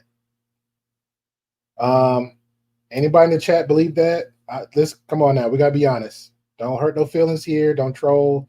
Just on that question alone, from just the dating show alone, just the dating show when he was talking to all these women, did he sound very smooth? Did he sound very smart?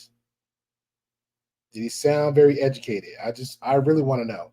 I'm asking for a few friends. Did he sound very educated? Did he sound like a smooth talker? I'm just asking for a few friends.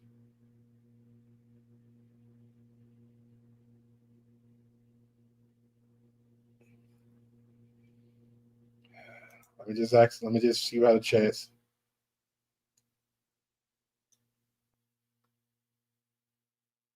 Hey, I've been dropping them. You can. It's a lot it's a lot. Actually, go on the replay.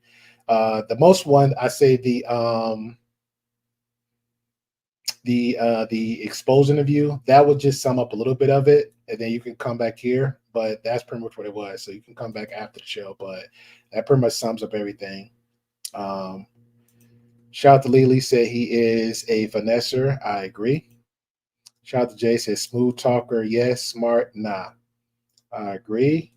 Fair point. Dan Jackson says, and Grey Pill, he was. I guess he was saying like get credit to Grey Pill too. He was on. She was on the platform. We need credit too. I'm fine with it. I'm glad. I mean, I wish. I'm fine with it. It's all good.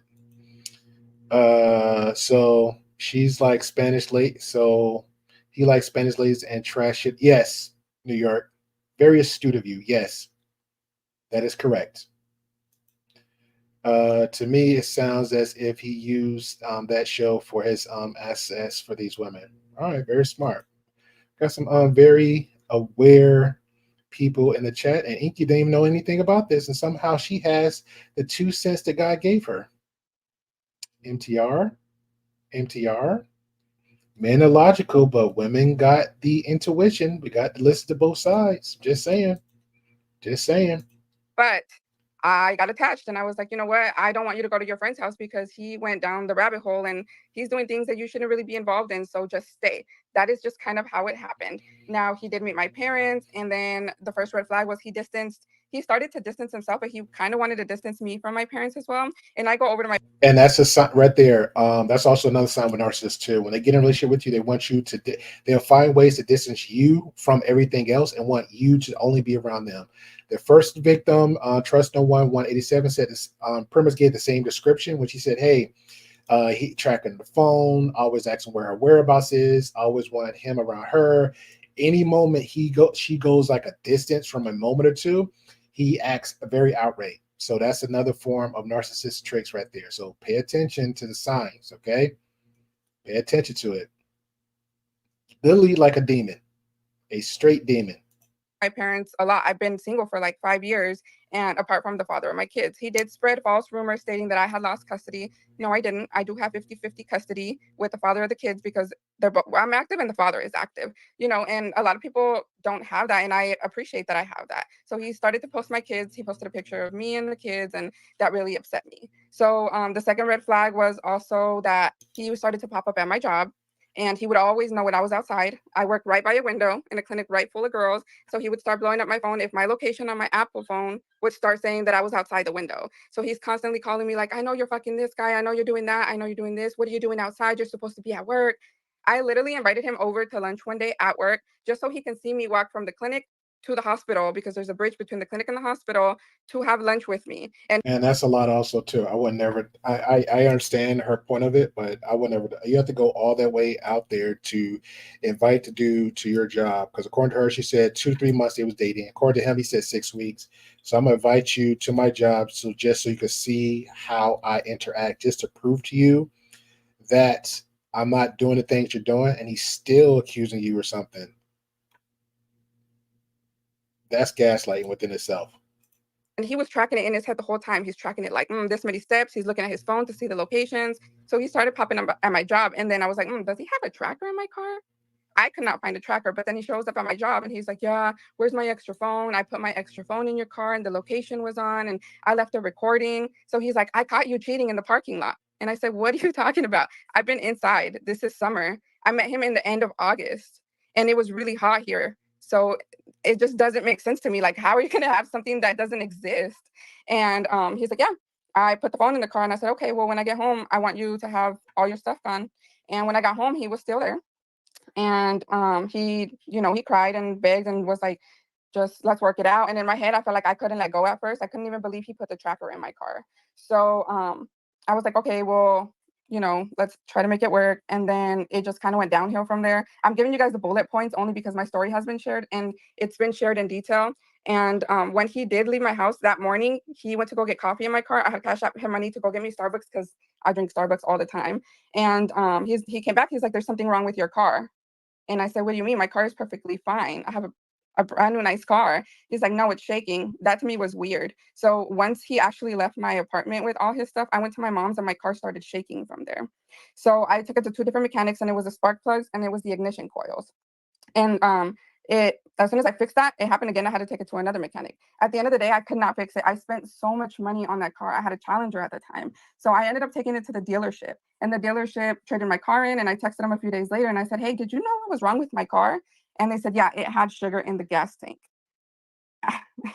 After they told me that, I mean, I was so scared because I just couldn't believe the things that he would amount to. And my lease wasn't up for another month. So I was like, I don't know what to do. So I literally had to borrow money from my mom. Yes, I did. I had to borrow $4,000 from my mom just to get out of the lease a month early and all of the moving costs for my new apartment. And I had to get another car. And you have seen him admit to tracking my car. You have seen him admit to multiple things on his own without me having to come on multiple platforms and expose him. And no, just because you guys say, why didn't you file any police reports? Because he knows where I worked. He still knew where I lived at the time because I hadn't moved yet. And he knows where my parents live. So think about that logically. Why would I do that at the time? Now, recently, he has reached out to me stating that he's going to sue me. He reached out to me from a text-free number that he's going to sue me. And I said, well, you did this to yourself. You kind of put yourself out there. I didn't do that. And he said, see you in court, bum. Then when he posted my kids, I said, one thing you're not going to do is post my kids. And that was, I believe, this weekend that just passed. And Daphne has the text message screenshot. So I give you guys the bullet points and then I'll let Daphne show you guys everything. Okay, so I wanted to address a Buck. He said, Queen of Unaccountability couldn't prove Aaron was lying about being a plumber, so I had to literally do a live about his past. So Buck, I guess you missed the beginning of my life. When MTR asked him to produce his license, he stalled for days, almost a week.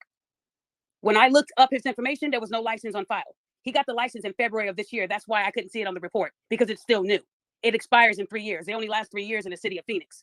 So when I can't verify your education, I'm gonna assume you don't have it until you prove otherwise. As I stated before, the plumber posted his edited license. I posted the unedited license. So again, now that I've seen it, he has one. Great. But we're not on that. We're on the lies that he said to get money from people. So you guys can shuck and jive and love your king, but don't say that I'm wrong. Because at the time he didn't want to show it because he wanted to keep doing these YouTube tours to get money. And all he had to do was show his license in like 2 seconds.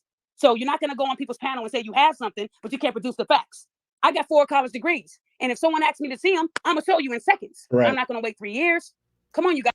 Just like the basic questions, straightforward questions, MTR was asking him, hey, did you do this? Did you do that? He kept looking around and tongue in his corner of his mouth. It was just weird.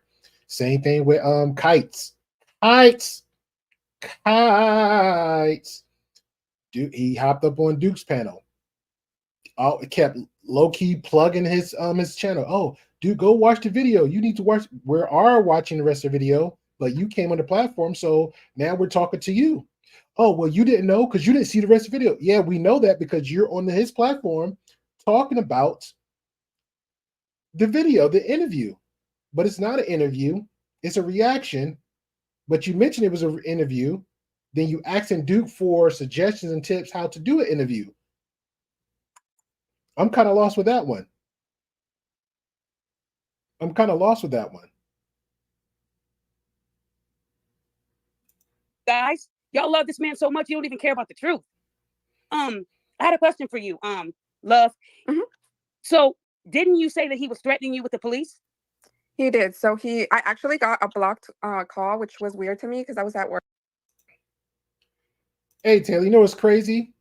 As soon as this stream was over last night, and I'm prepping for the stream for today, he even hit the comments, and he was still like, I need receipts, I still need proof. And he was like writing his own bullet points down. I'm like, what you need bullet points down for? She literally just handed everybody a full platter, dessert, second servings, thirds, with different forks and spoons to pick from.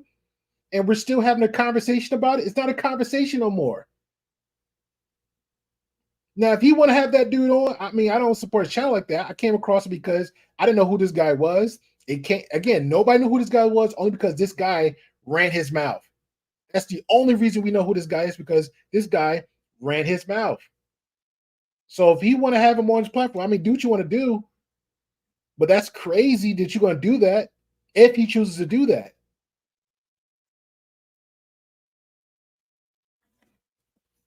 That is crazy. This your man, Kites? Kites?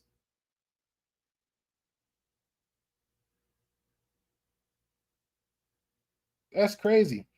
Shout out to New York. Why are you still giving these crazy your time? I'm not giving nobody crazy my time. I'm bringing awareness because women out there and real people. I'm not gonna point fingers, but everybody got disrespected. Somebody got cheated on. Somebody got lied to. Somebody got abused. Somebody got deleted. Somebody got tortured. Somebody got raped. Something happened to somebody. Usually we have like random group conversations, but when it's hit on my plate, it became real. This is real. People make mistakes. People are human. People get finessed. People get bamboozled. People date people on YouTube and they use them too. And then they come out like, man, I'm never going to do this again. People get lied to. Everybody's not perfect. Everybody's not perfect.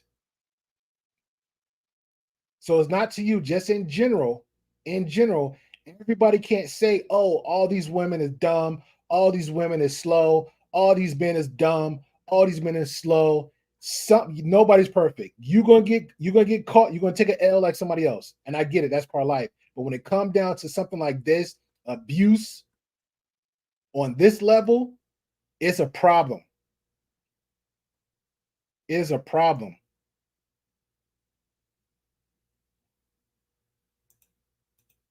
Work, and I did not get to answer it the first time. And when I looked at the voicemail, it stated, "This is Officer Jarvis." Is this it right here, honey? Is that Yep, Officer Jarvis? That's the officer.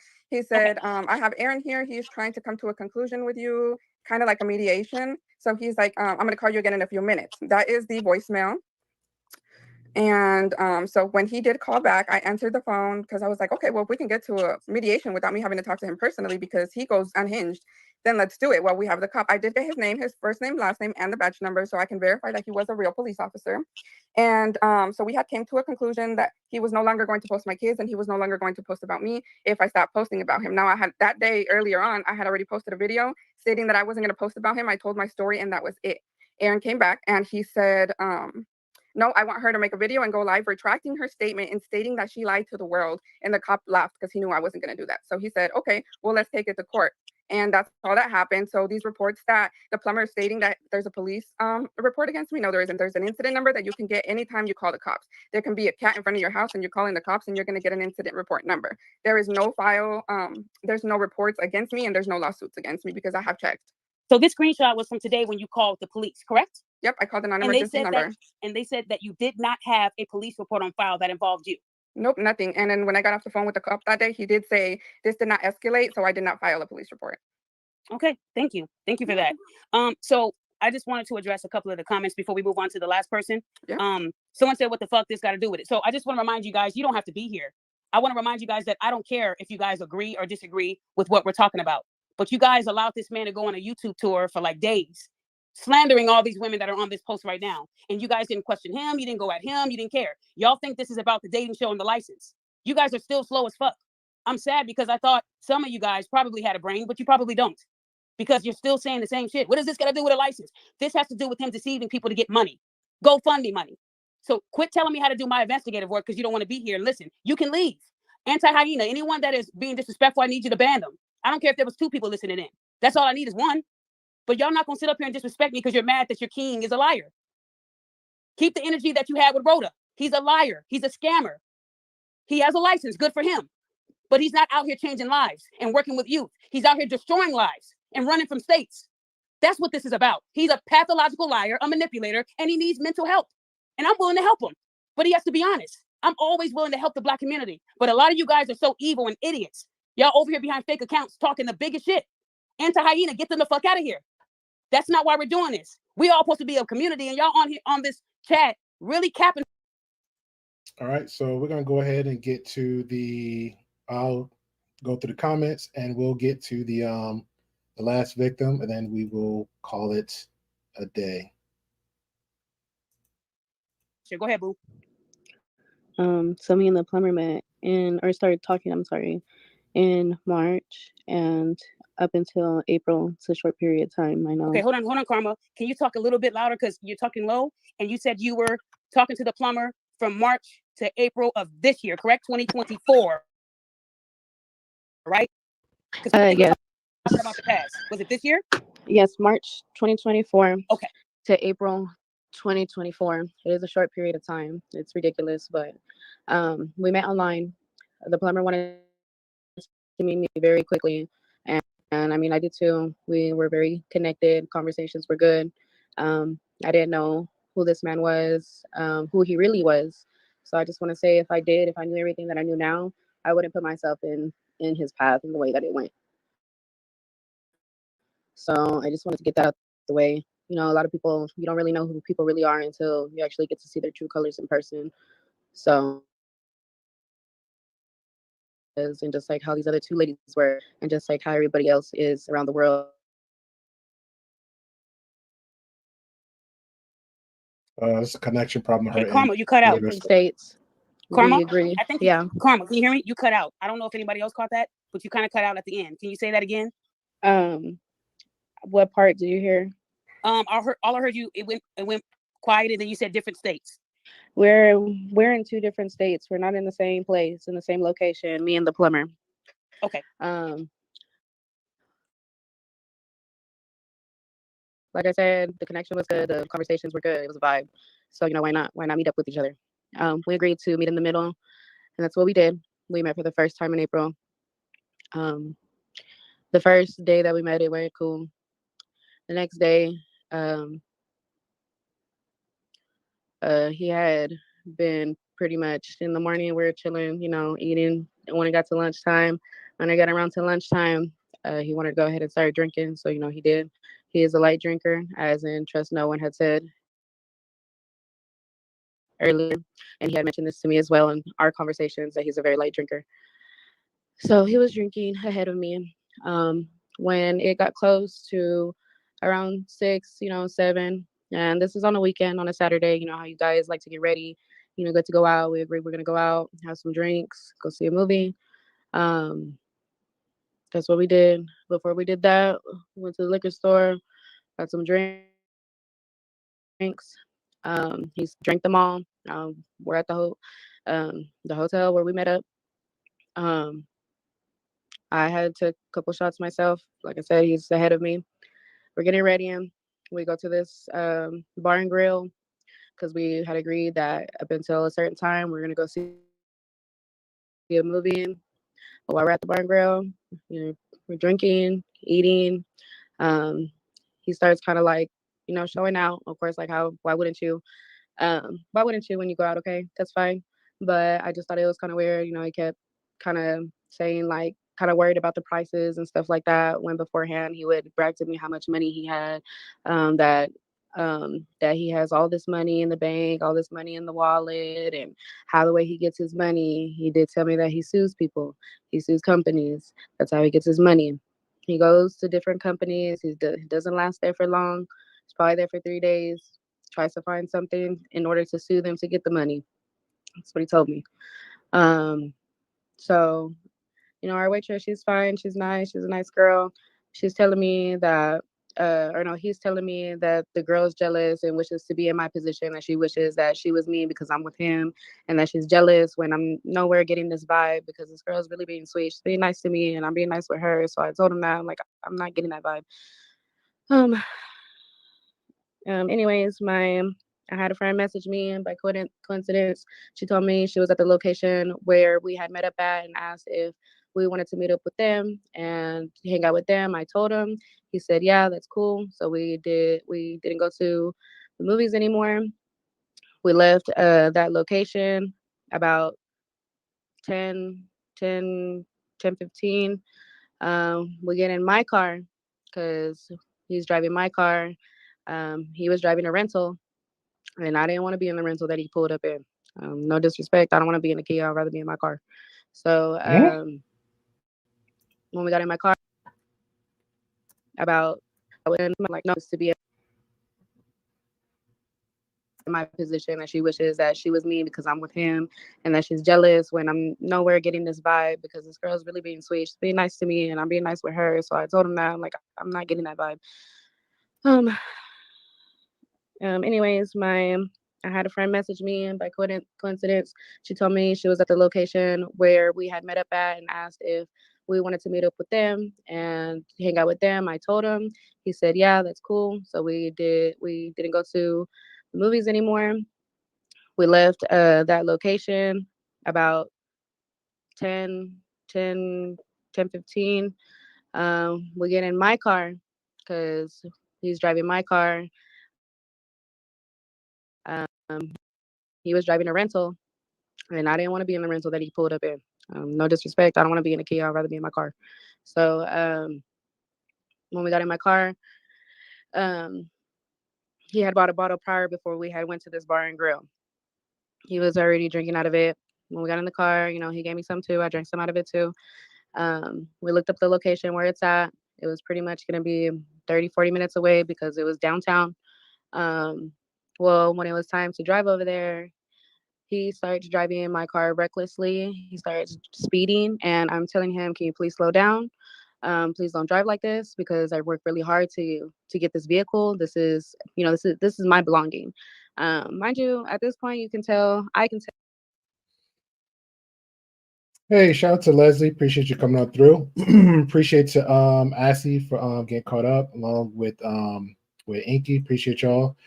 Again, guys, y'all new coming in. Make sure you hit the like button, all the good stuff. I appreciate y'all. Thank you. We're gonna be closing out in a few minutes, so here we go. He's already tipsy. He's pretty much getting to the point where he's drunk. He's getting mad because I'm telling him to be careful. He said it's fine. Whatever damages happen, that he will pay for it and fix it because he has the money. But to me, that's not the point. I don't care. Like, I don't want it to happen, period. Like, I don't want that to happen because why would I want to get in a wreck when we've been drinking and we can go to jail, I can get a ticket, and then you can get a ticket. And on top of it, my vehicle's damaged because you don't know how to drive. So, this makes me mad. This would make anybody else mad. So I'm telling him I can drive. He tells me no. Like, fine. But I'm telling him, please drive right. He starts yelling at me, telling me that he never let no women talk to him that way. And I'm getting mad, and I respond like, so you're getting mad at me because I'm trying to look out for both of us. So we finally get to the location where my friend is. We had to park in front of a convenience store because it's downtown. I'm trying. Oh, person we were just speaking about. Shout out to Slav. This is the lady, a wife, a woman that went through a lot of this before in her past. So she actually the one that did the live, that little avatar right there. She actually the one had the live stream interview. I have to say this to you, Miss Accountability, because I guess you changed your name, Miss Accountability. You constructed a really good conversation and how it needed to be had. I was going to react to both. This is like when the first lady came on. Like it is like I said, it became real to me to the point was like it was more of a wild shocker factor. So I'm glad you're doing what you're doing. Handle your business. There's nothing I can say to critique anything. Just me on the petty side, I would just say never just bring out Sterling's name, but I understand the reason why he did it, and it's not my channel, so you're grown, do what you want. But it was a great interview, conversation. Nonetheless, I'm glad the women had time to process and have the conversation to share their story along with everything in detail. That's what need to be had. It also gave an example for most people out there to actually learn how to have conversations with people. Also understand that when it comes to victims, this is something real. Yeah, thank you, Taylor. Very thorough. You're like the second woman I know. Well, I'll give Ashley her dues too, because Ashley's one like, you mess with me, here's everything on point. Red is another one, and then you're right there. So I know them. Yeah, she's very attractive, but she's married though. She's off limit. We're single. We for the streets, man. We for the streets. But she's married. She's married. So yeah, her channel is very great. Very, very great. Very, very great. She does, but you know what? I ain't gonna talk ill of her. She is too, but it's like I gotta do it. We're on Queen Accountability right now. We're on Queen Accountability. Appreciate her for doing what she's doing. All the good stuff, especially when it's consistent. If it's consistent efforty and it comes up, hey, do what you need to do. Shout out to Leslie. Leslie says, dude is just a nutty as I thought he was. Yeah, everybody called it over here. But you know what? I ain't gonna poke the bear, MTR, because MTR kept telling Duke,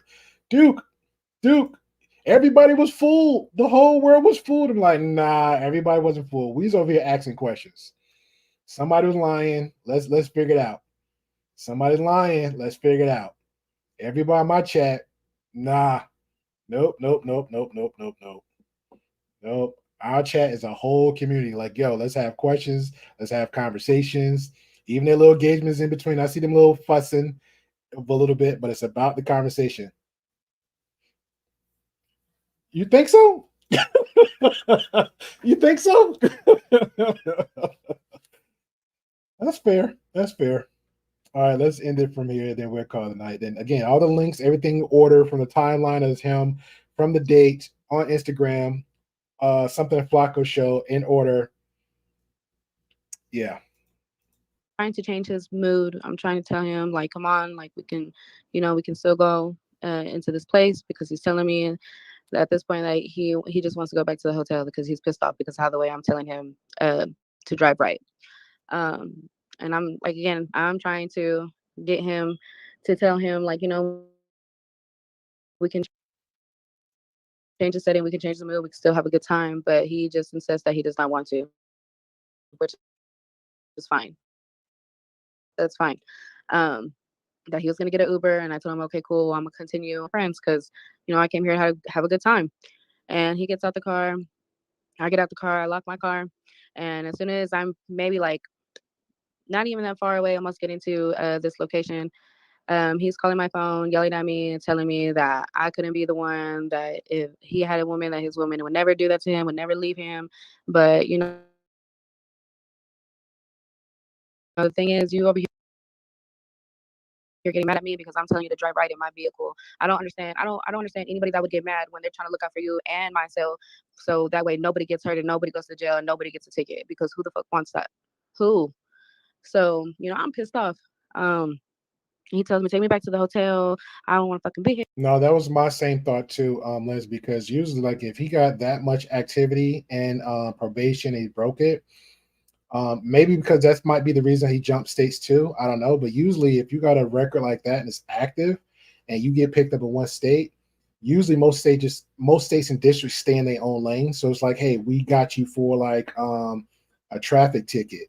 And then they decide to say, hey, I want to run your name or the plates just to make sure you register the vehicle. That's probably as far as they're going to go within their state and their county.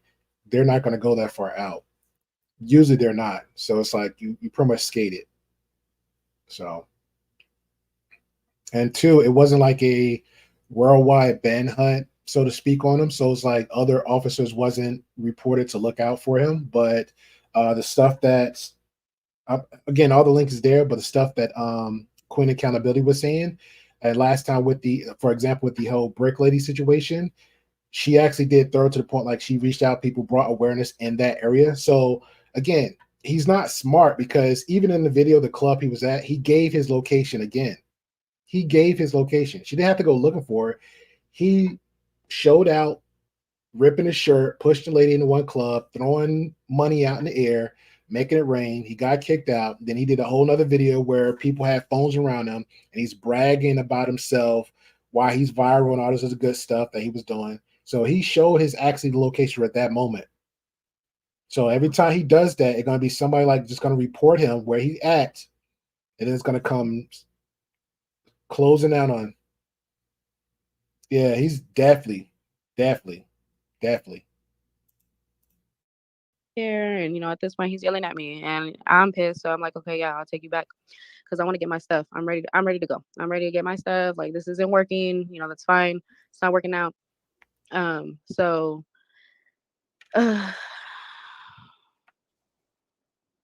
take your time. Take your time. I know. I'm sorry. So I get back to the car. And he gets in the car. We're driving back to the hotel. He's yelling at me, telling me I'm not shit. I'm just a broke ass bitch, that where I work ain't shit.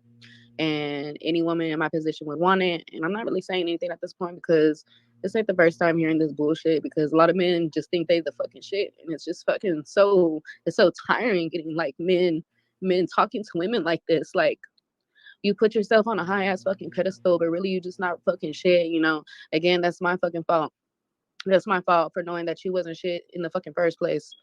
That's okay. It's a lesson learned. A lot of people can take an L, but when you look back at the L, you try to come back up and learn from it. And this is the person that can't do that. Okay? So driving back, he's telling me to hurry up, telling me to drive faster. I'm not going to fucking do that. I tell him, no, I'm not driving fast. I'm going to drive how the way I want to drive. If you wanted me to drive fast or drive in a certain way, you should have stuck with that Uber. So we finally get to the location.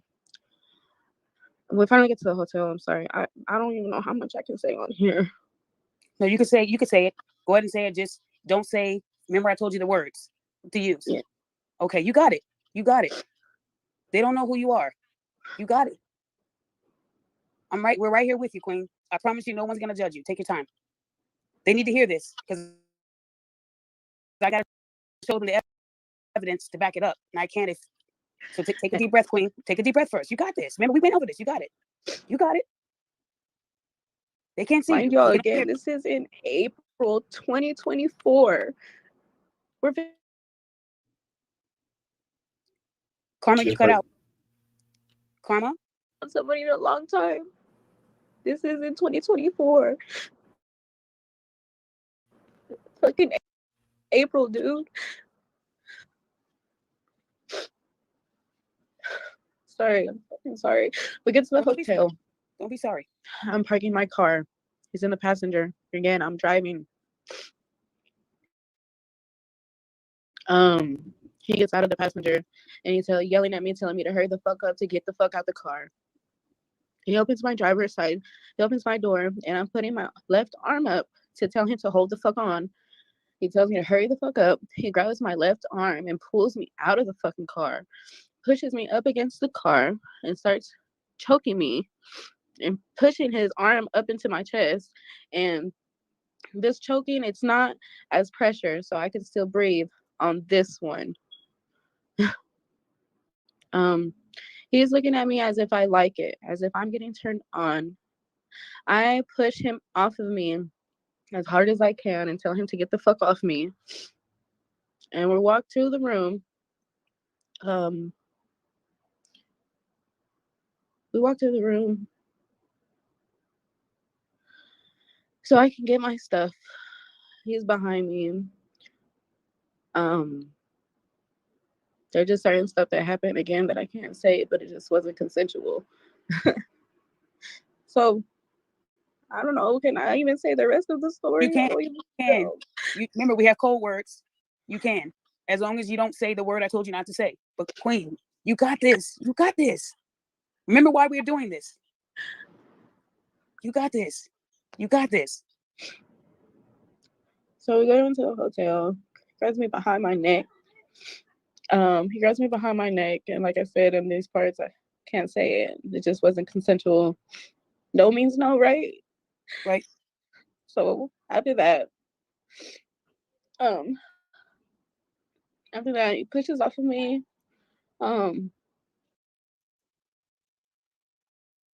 Running.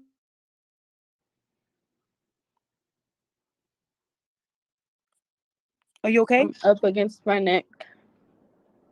And starts telling me that he doesn't want me to leave, that he loves me. And I'm telling him, you don't know what love is. I just want to go home. I just want to go home. And this feels like it's going on forever. And mind you, again, you all know how big this person is. You all see his big muscles. Like, of everybody knows a man is more powerful than a woman, you know? So there's not much I could really do. I'm trying to push him off me. And I'm telling him I want to go home repeatedly. He turns around, starts grabbing all my stuff from my suitcase and starts throwing everything around. And I'm telling him to stop. I'm begging him to stop. I'm starting to grab my things. And he turns around and picks me up by my neck. I'm in the air. And he's strangling me in the fucking air. I can't breathe. I can't breathe. There's only so much that I could push. Take his finger off my neck a little bit just to tell him to please stop. Just to please stop. I just want to go home to my son. I can't fucking breathe. And he tells me he doesn't fucking care. He doesn't care. This man proceeds to strangle me and throws me on the bed and continues to choke me. And he has the bottle that he bought and pours it in my face at the same time while he's choking me. I can't fucking breathe. I can't breathe. I'm drowning. I'm choking. I can't breathe.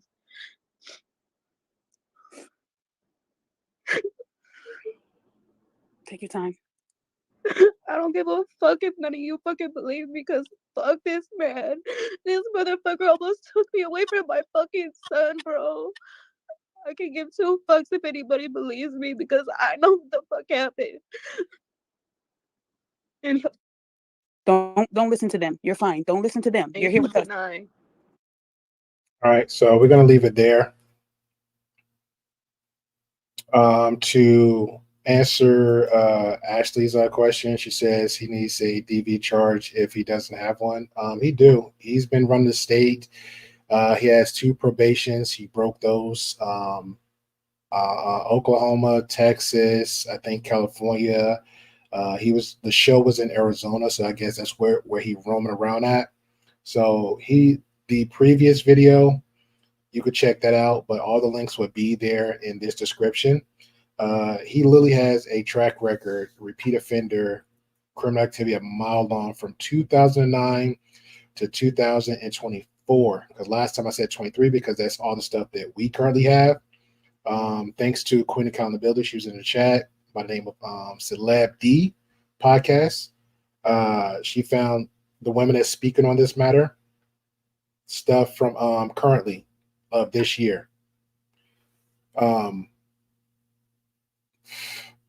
don't know what to say, man, because like I said, this is a lot. I know when I first started this platform, and the motto here is always everything isn't black and white, it's gray in the middle. This pretty much hit home. I think this was like example of like the core of it right there. It started out a show where people was reacting to it, a dating show online on YouTube, a YouTube dating show, Pop the Balloon. The guy gets viral from his engagement on the show. It went viral in the whole weird gender war. Most of us know of them.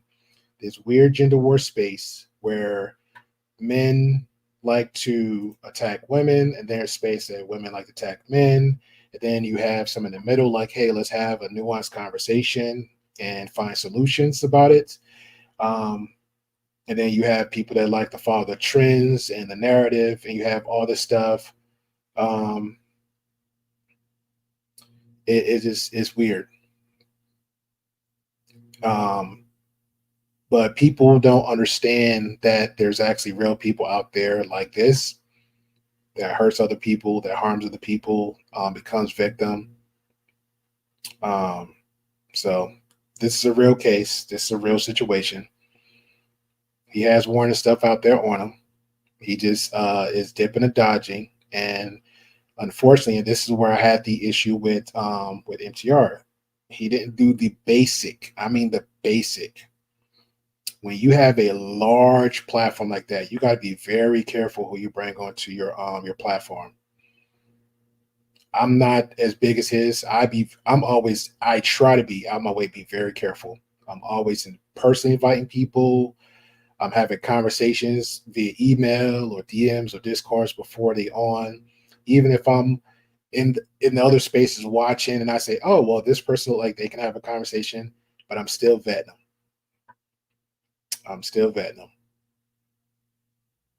We might come on the show, have like a little ha laugh, might be engagement. And I'll give like example, like Ashley and Ruby, they had their back and forth, but is there criminals? Is there toxic people? Are they doing the stuff that we see here? No, they're not. They're more than welcome to come on the show as many times they want to come on here.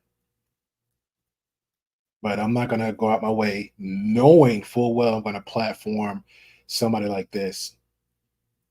Now, to Kite's credit in the beginning, he didn't know. He had the guy on, did a reaction of it, and that was it. But then down the line,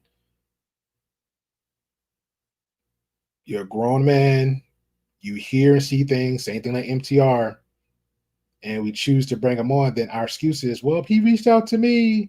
The devil reached out to a lot of people. Do that mean you have to call him?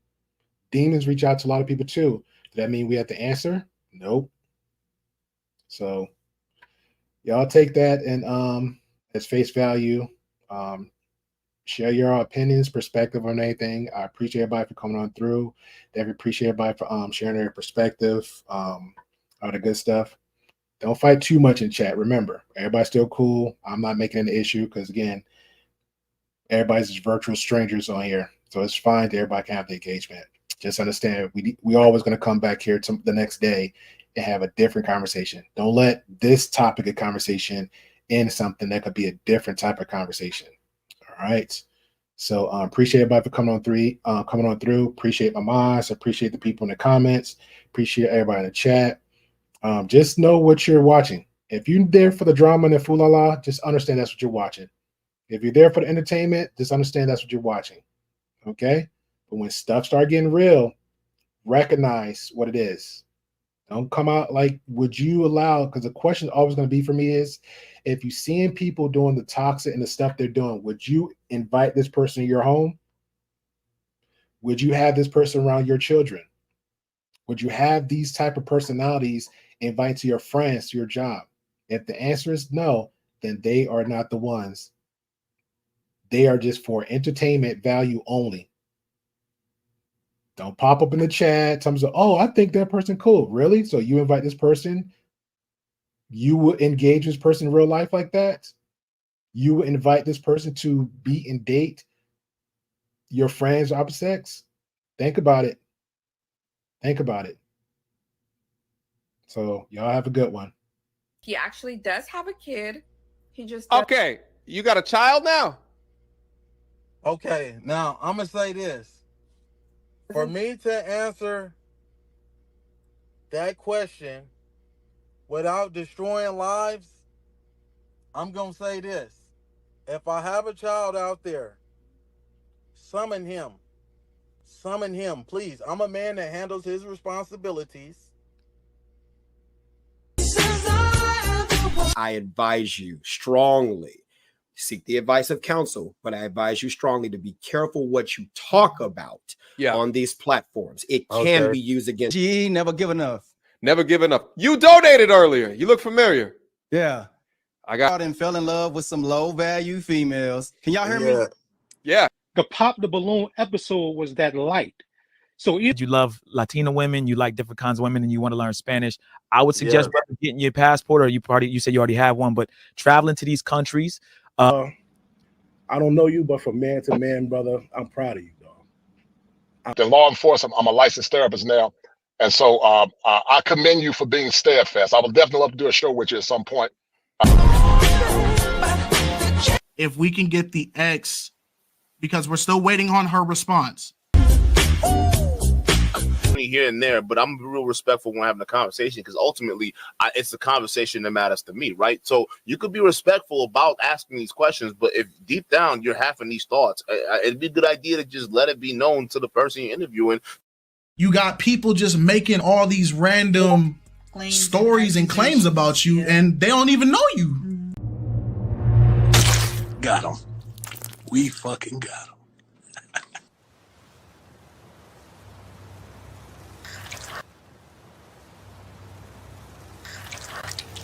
This is bad. This is very, very bad.